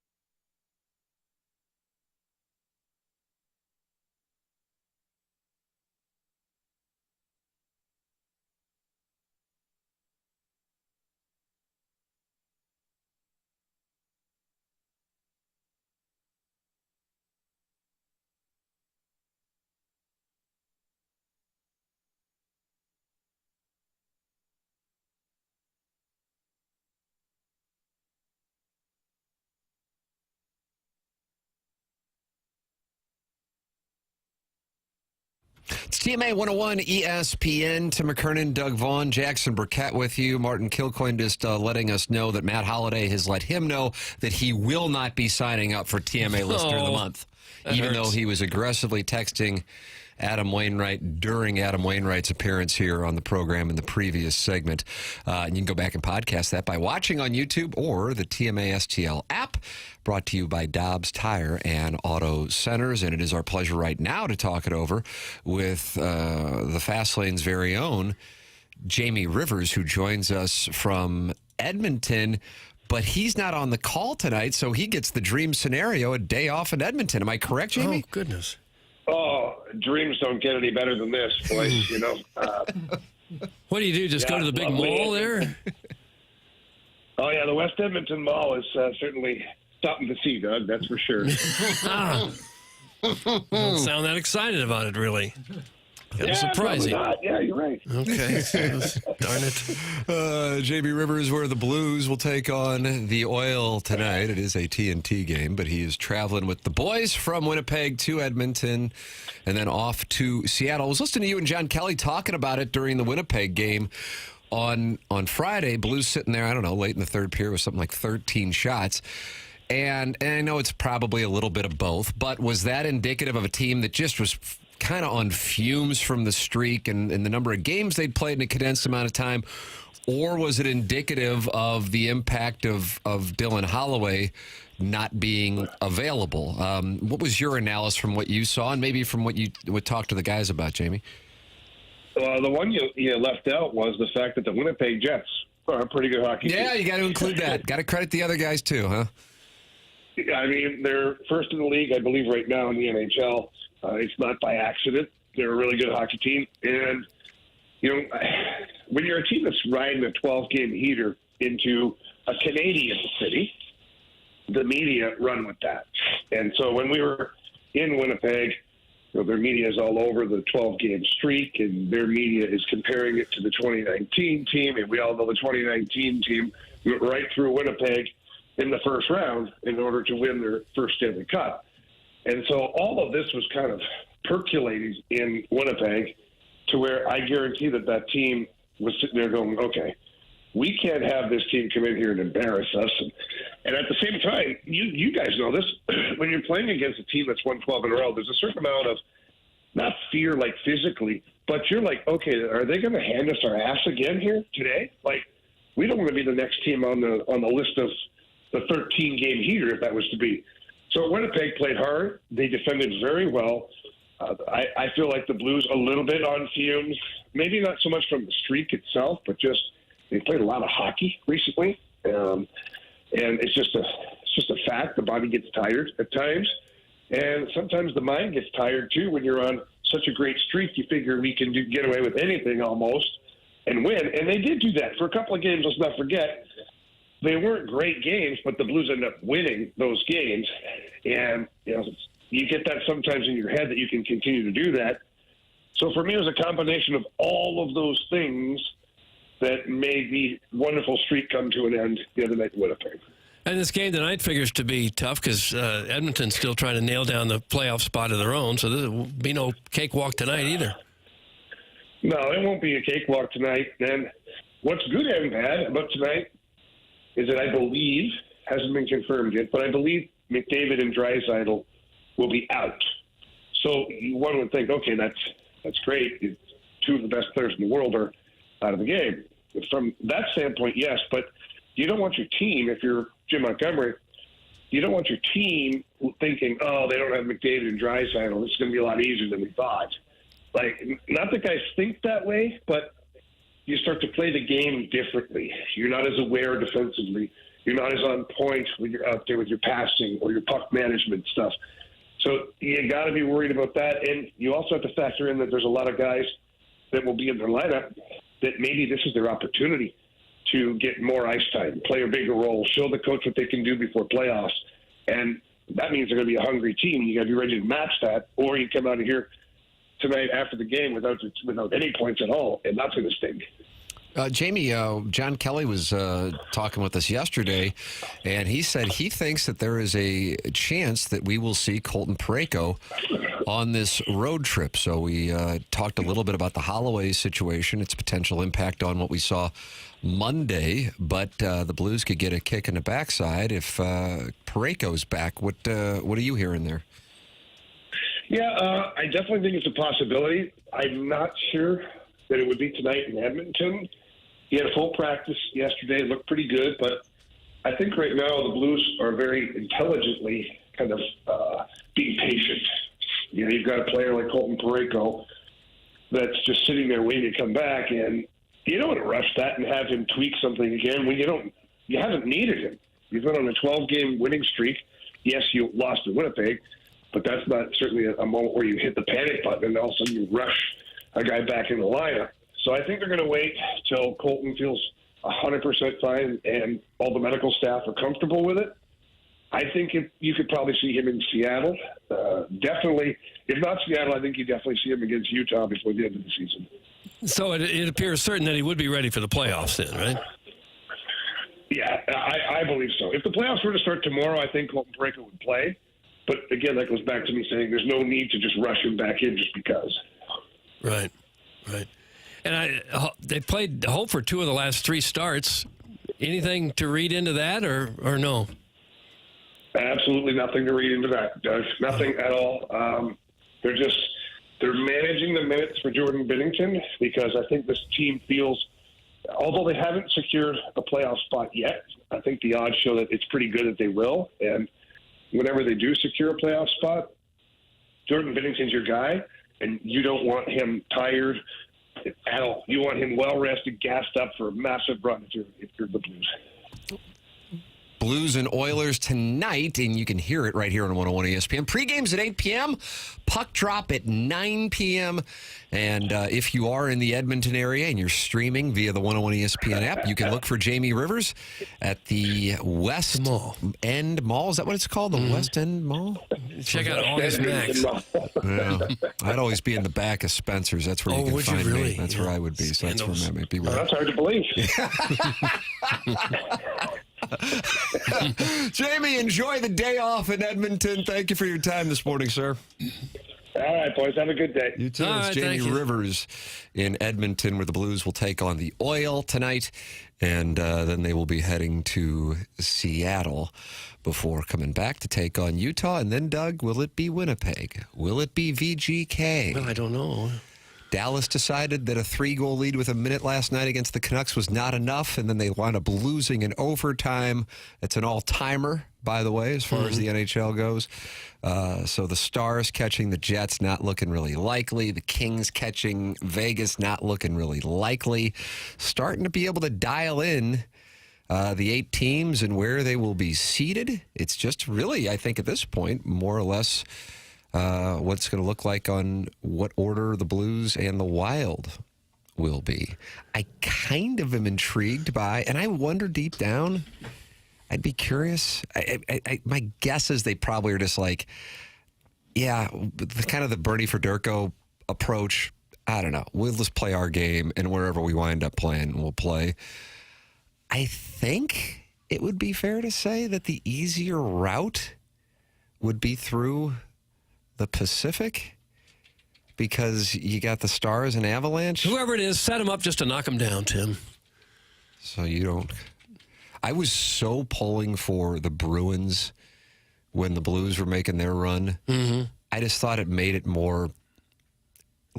Legitimate isn't the right word. It just makes the story better if it's an original 6 and it's Boston and St. Louis that lost to the Sox twice, lost to the Patriots. It helped it. Yeah, I think because I think they were they playing at Jackson. I know you were monitoring the 2019 Eastern Conference. Were the Bruins playing the Hurricanes? I thought it was the Hurricanes.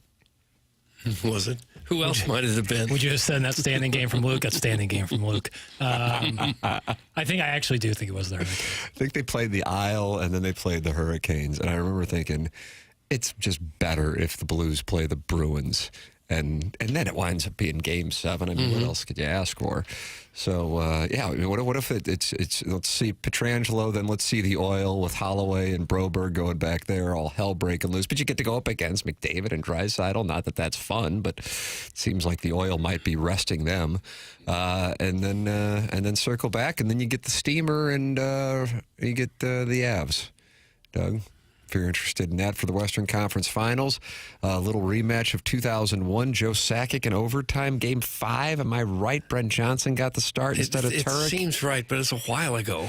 And Gusarov was smoking under the stands. During the playoffs even? That's correct, right before Game 5. And then you see Craig Berube in the Stanley Cup Final. And then the parade will be June 14th at noon. June 14th. What do you do as a coach if you're ready to hit the ice before a playoff game and one of your coaches one of your players is inhaling a heater? My understanding is Sasha Havanoff used to enjoy them in between periods. So I don't know how stunning it was then. Now it might stand out a quarter century. Even in a no-smoking building.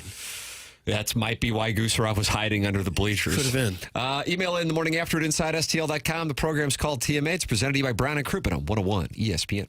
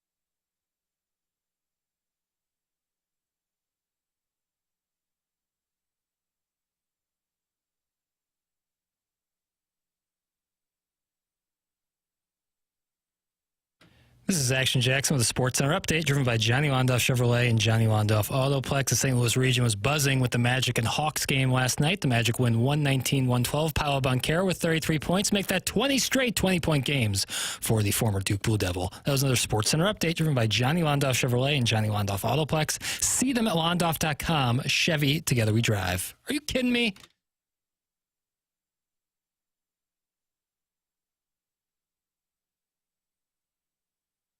Welcome back. It is the morning after 101 ESPN. Tim McKernan, Doug Vaughn, Jackson Burkett with you on the program. We've been joined in the last hour by Adam Wainwright and Jamie Rivers. Miss anything? Go back and podcast. Podcast like the Dickens is what I say via the 101 ESPN app or the TMA STL app, two separate apps, and you can enjoy the program anytime you would like, or just go back on YouTube and enjoy the show, watch the show, talk it over at youtube.com/TMASTL, and you can go back and watch the show there as well. The Michelob Ultra YouTube chat is where you can hang out and talk with other listeners during the program.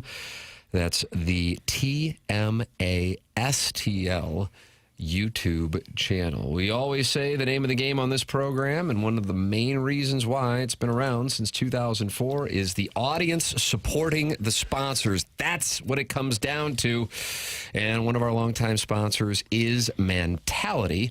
Mentality is online at mentality.com/radio, and that's where you can check it out, mentalityhealth.com/radio. Don't let low testosterone hold you back. Be your best for yourself and your family. Visit mentalityhealth.com/radio and find out how to book an appointment or find an offer. It's Mentality. I've been out there to get tested, and it was super easy, in and out in 20 minutes, and friendly staff. Great to get your information on your testosterone levels. They're a local healthcare facility that specializes in helping men feel and perform at their very best. They focus on free testosterone levels, which many doctors overlook, ensuring your treatment is tailored to your body. It's Mentality online at mentalityhealth.com/radio. That's mentalityhealth.com/radio. Send your emails in for our Design, Air, Heating, and Cooling email of the day, which comes your way here in about 20-25 minutes. And always feel free to go back and podcast on 101 ESPN and TMASTL via the Schaefer Door Company podcast, especially today with Adam Wainwright and Jamie Rivers joining us on the program. This is TMA 101 ESPN.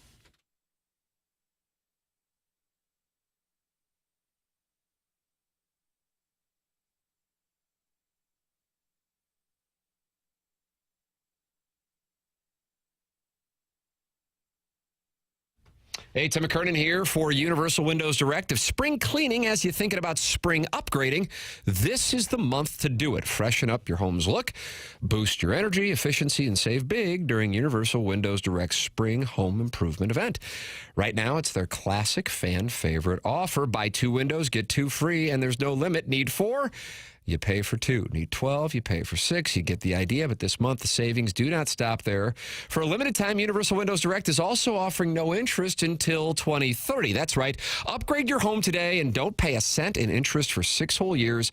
It's the easiest way to start your project now without the financial pressure. It's all with Universal Windows Direct. You'll love the way your home looks and feels. Universal's professional team handles everything with precision and care, and their exclusive Super Spacer technology helps your new windows perform better and last longer. So what are you waiting for? Upgrade your curb appeal, increase your energy savings, and take on those big projects with confidence. Schedule your free in-home estimate today by calling 314-334-2522 or visit universalwindowsdirect.com.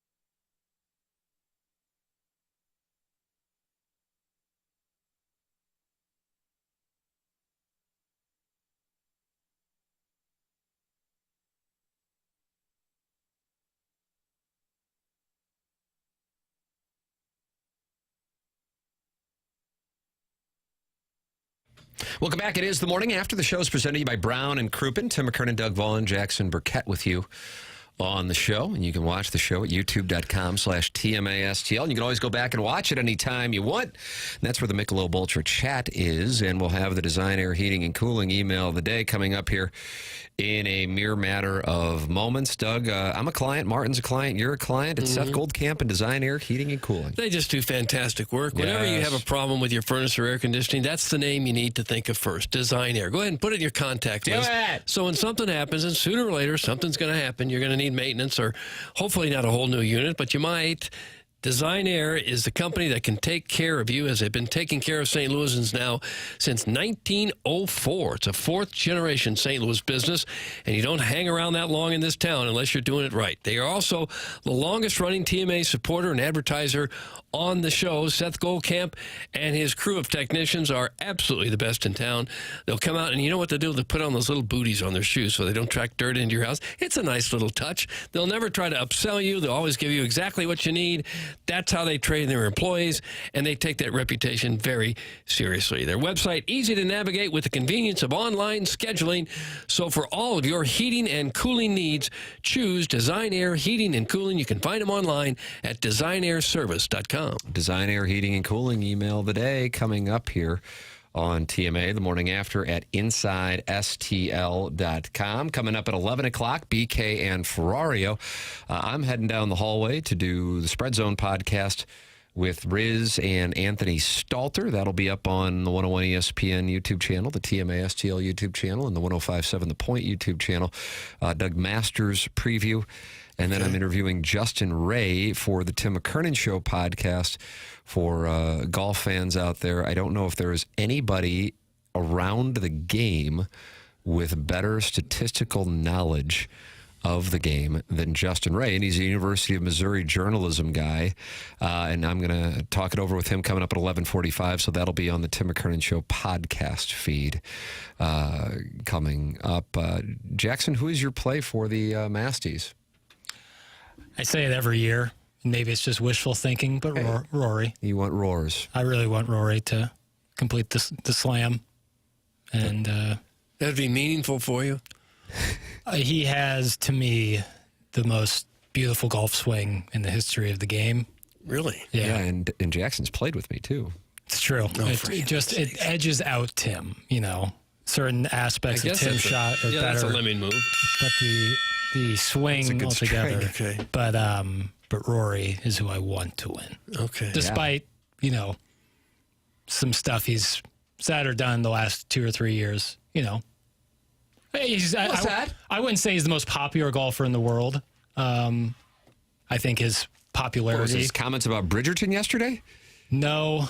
It's the live stuff. I think he's been on people's bad side over the past couple of years, and you know, I think he's in a tough spot. And I think it was a brutal way to lose last year in the U.S. Open, so I want to see him get that monkey off his back and get a green jacket. Plus, I'd be curious to see what his Masters dinner would look like. Oh, okay. What would your Masters dinner be like? White Castle. Meatloaf, same thing. Just meatloaf? That'd be the main entree, but like a fancy meatloaf. That's your favorite food, meatloaf? No, but it's the most consistent. It always gets the job done. All right. I like meatloaf. Mm-hmm. Just a slab of meat. Chicken wings, waffle fries. This guy's a meat and potatoes guy. Chicken wings and waffle fries? Yeah. Like General Tso's? Very relatable. Yeah. And then meat and potatoes. And then donuts for dessert. Well, yeah, you got to wash it down with something.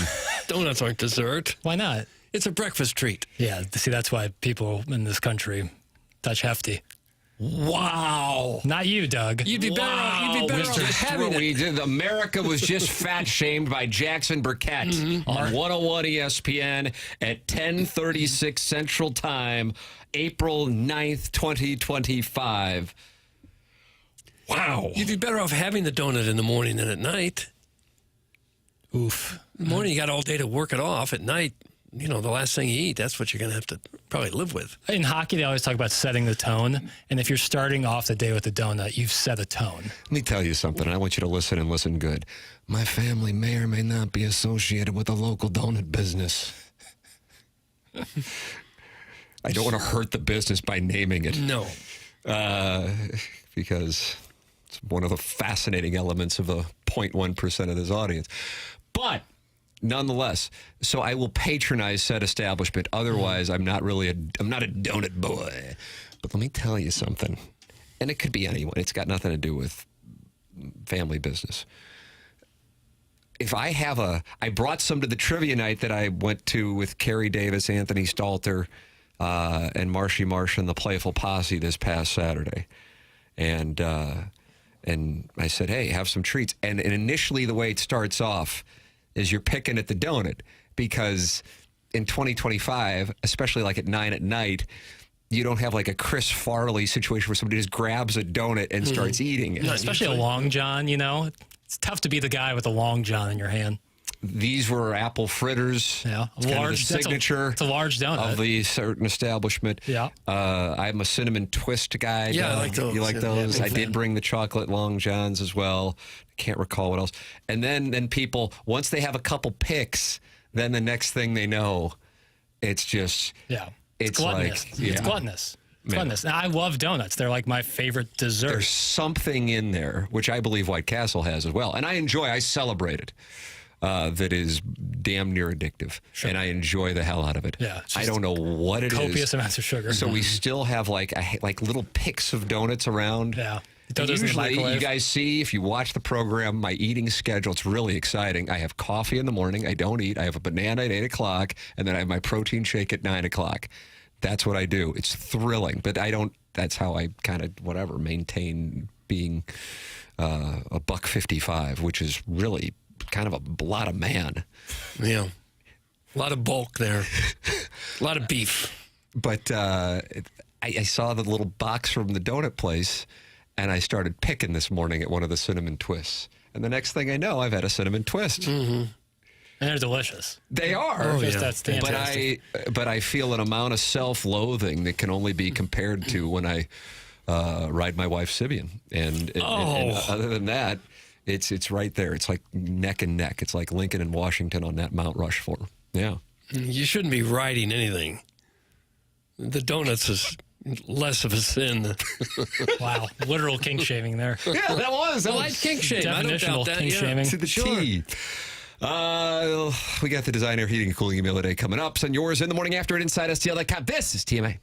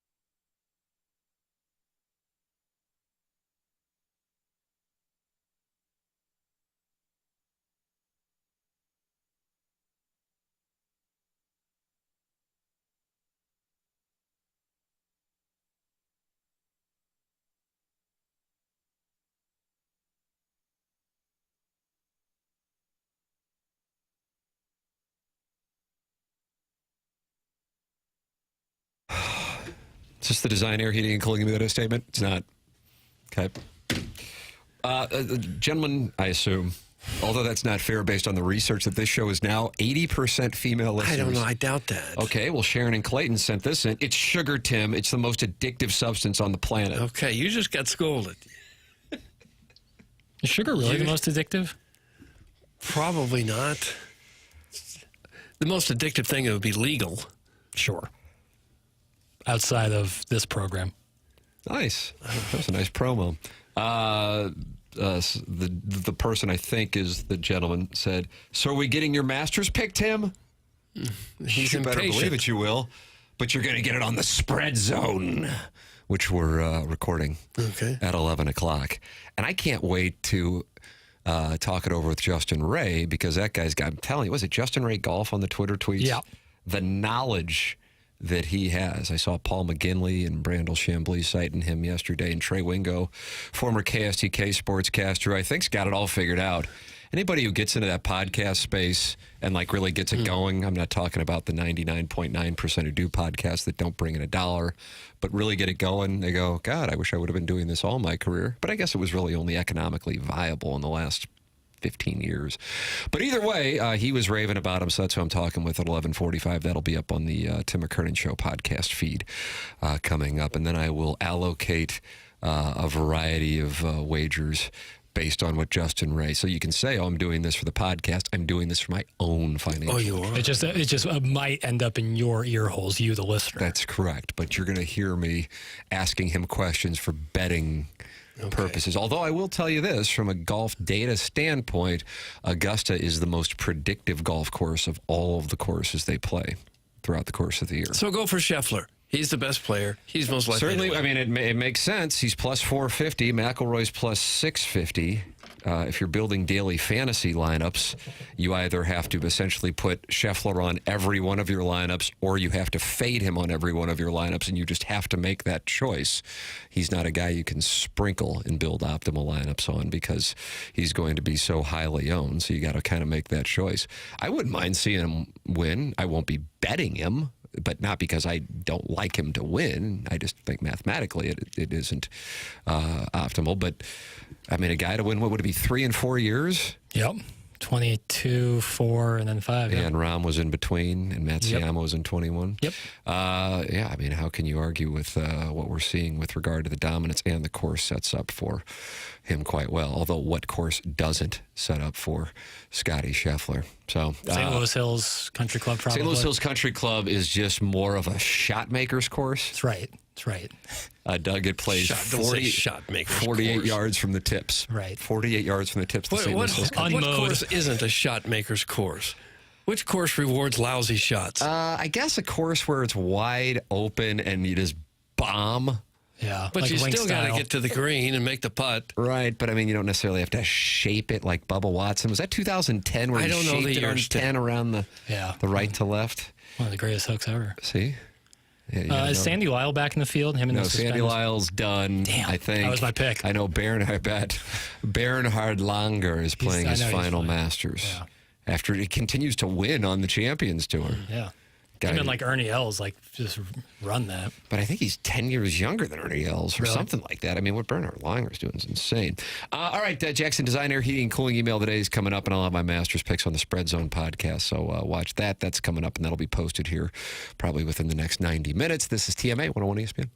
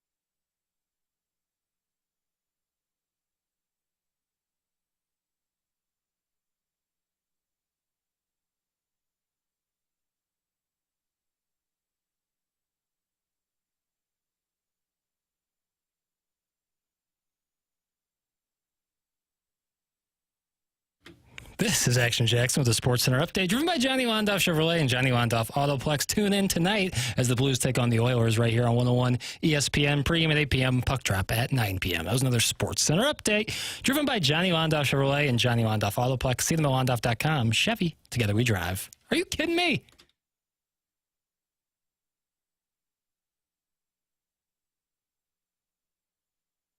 It's TMA 101 ESPN. Tim McKernan, Doug Vaughn, Jackson Burkett with you. It is time for the Design, Air, Heating, and Cooling Email of the Day.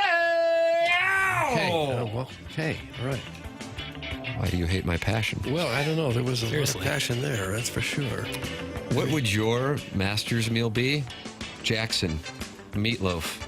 Perfect. Thanks, and stay tuned. That's from #1 Asian intern Brian Henshin, a.k.a. ASMR Bernhard Langer, the 5th 2.0.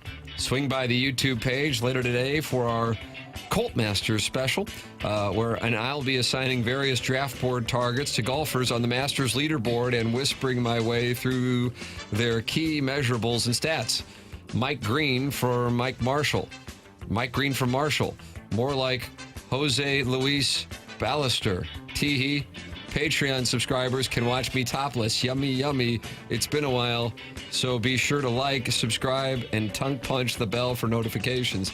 Doug, that's from Brian Henshin, sports reporter, Indianapolis Star. Brian Henshin, sports reporter, Indy Star. And Young, circling back on a conversation from Monday, I'd vote for Mr. Tim for the Jack Adams Award. No. Thanks, and hashtag free perk.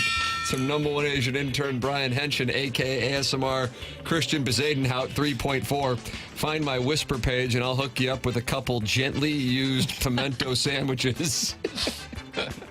Brian Henshin, No, first come, first serve. Better hurry. They're beginning to thaw. Oh, gosh. Pimento cheese sandwiches are horrible. Is that right? Have you had one? Yes. I like pimento cheese. They're a big thing at the Masters. They're very cheap. They're like $1.50 or something. Yeah, it's good stuff. Just awful cheese spread. Oh. So you've not been to Augusta? I've not been to Augusta, but I have had a pimento cheese sandwich when I was a kid, years ago. Like Adam Wainwright, we are taking invites to Augusta, just for the record. I would, yeah. True. I could tell he was both well hydrated and full of the pungent vitamin K that asparagus provides. I thought to myself, as I suckled upon the end of the catheter I recently pulled out of the side of my wife's father's incontinence brief. No. He said he loves wearing them because after manhandling his ham candle, he can just roll over and drizzy that brine into it and go back to watching YouTube videos consisting of a fashion show at the Four Seasons. Featuring the announcer for the St. Louis Athletica. I remember that. Stumbling around and helping single moms from Jefferson County off stage. Oh, did he leave a brown morsel to wash it down with? His fecal zest, my freshly waxed chest. Oh. Send the pegger out. That's from Doug C. Hill, newsman. Doug C. Hill, newsman. He's new. It was really Deke Dotem, though, wasn't it? Oh! Easy. I recognize the writing style. Somewhere in St. Louis, a lonely Cardinal fan cried last night. Victor Scott's triple undoubtedly broke the spirit of some poor B-fib who was really hoping to stand up from his couch and tip his cap to Paul Skeens on the TV. I can picture it now. 55-year-old beefy man parked his T-top Camaro in his one-car garage just off St. Charles Rock Road and collected that day's pile of insulin needles and Diet Dr. Thunder cans strewn about the passenger seat. After a long shift as assistant manager, he devoured a whole platter of deer sausage and Kraft singles while the Redbird bullpen tried to blow another lead. The pungent aroma of Camel cigarettes and Febreze, a.k.a. CBC cologne, lingered in his living room. Sadly, this poor guy was robbed of the opportunity to doff his cap in a self-righteous salute because Skeens gave up 5 runs yesterday. But wait till the Buccos visit Busch Stadium in August because this girthy fellow will be one of a few hundred diehard fans inhaling 3,000 calories worth of helmet nachos in the sweltering heat, eagerly awaiting their chance to give an opposing player a standing ovation as the local 9 flounders in MLB's weakest division. Fall, please, JV golf coach now paging Curtis Hall and Mr. Siders to team up for the Dotem. JV golf coach. And that's what we have for the Design, Air, Heating, and Cooling email. There was one, but it just got deleted right as I was about to read it. Oh, okay. Well, you can't read it then. Even though it tended towards the vile side, I'm going to go with Doug C. Hill, newsman. Oh, wow. I mean, I'm really glad. Doug C. Hill, newsman. Doug C. Hill. Congratulations. Doug. You're all grown up, and you're all grown up. Well, it wasn't horribly vile, but it tiptoed around the edge. How about the term ham candle? Yeah, exactly. BK and Ferrario are coming up next for Jackson Burkett, for Chairman Kurt, for Martin Kilcoyne, for my brother Kevin, for Douglas Elvin Vaughn. I'm Tim McKernan. This has been TMA, presented to you by Brown & Crouppen on 101 ESPN and the TMA STL YouTube channel.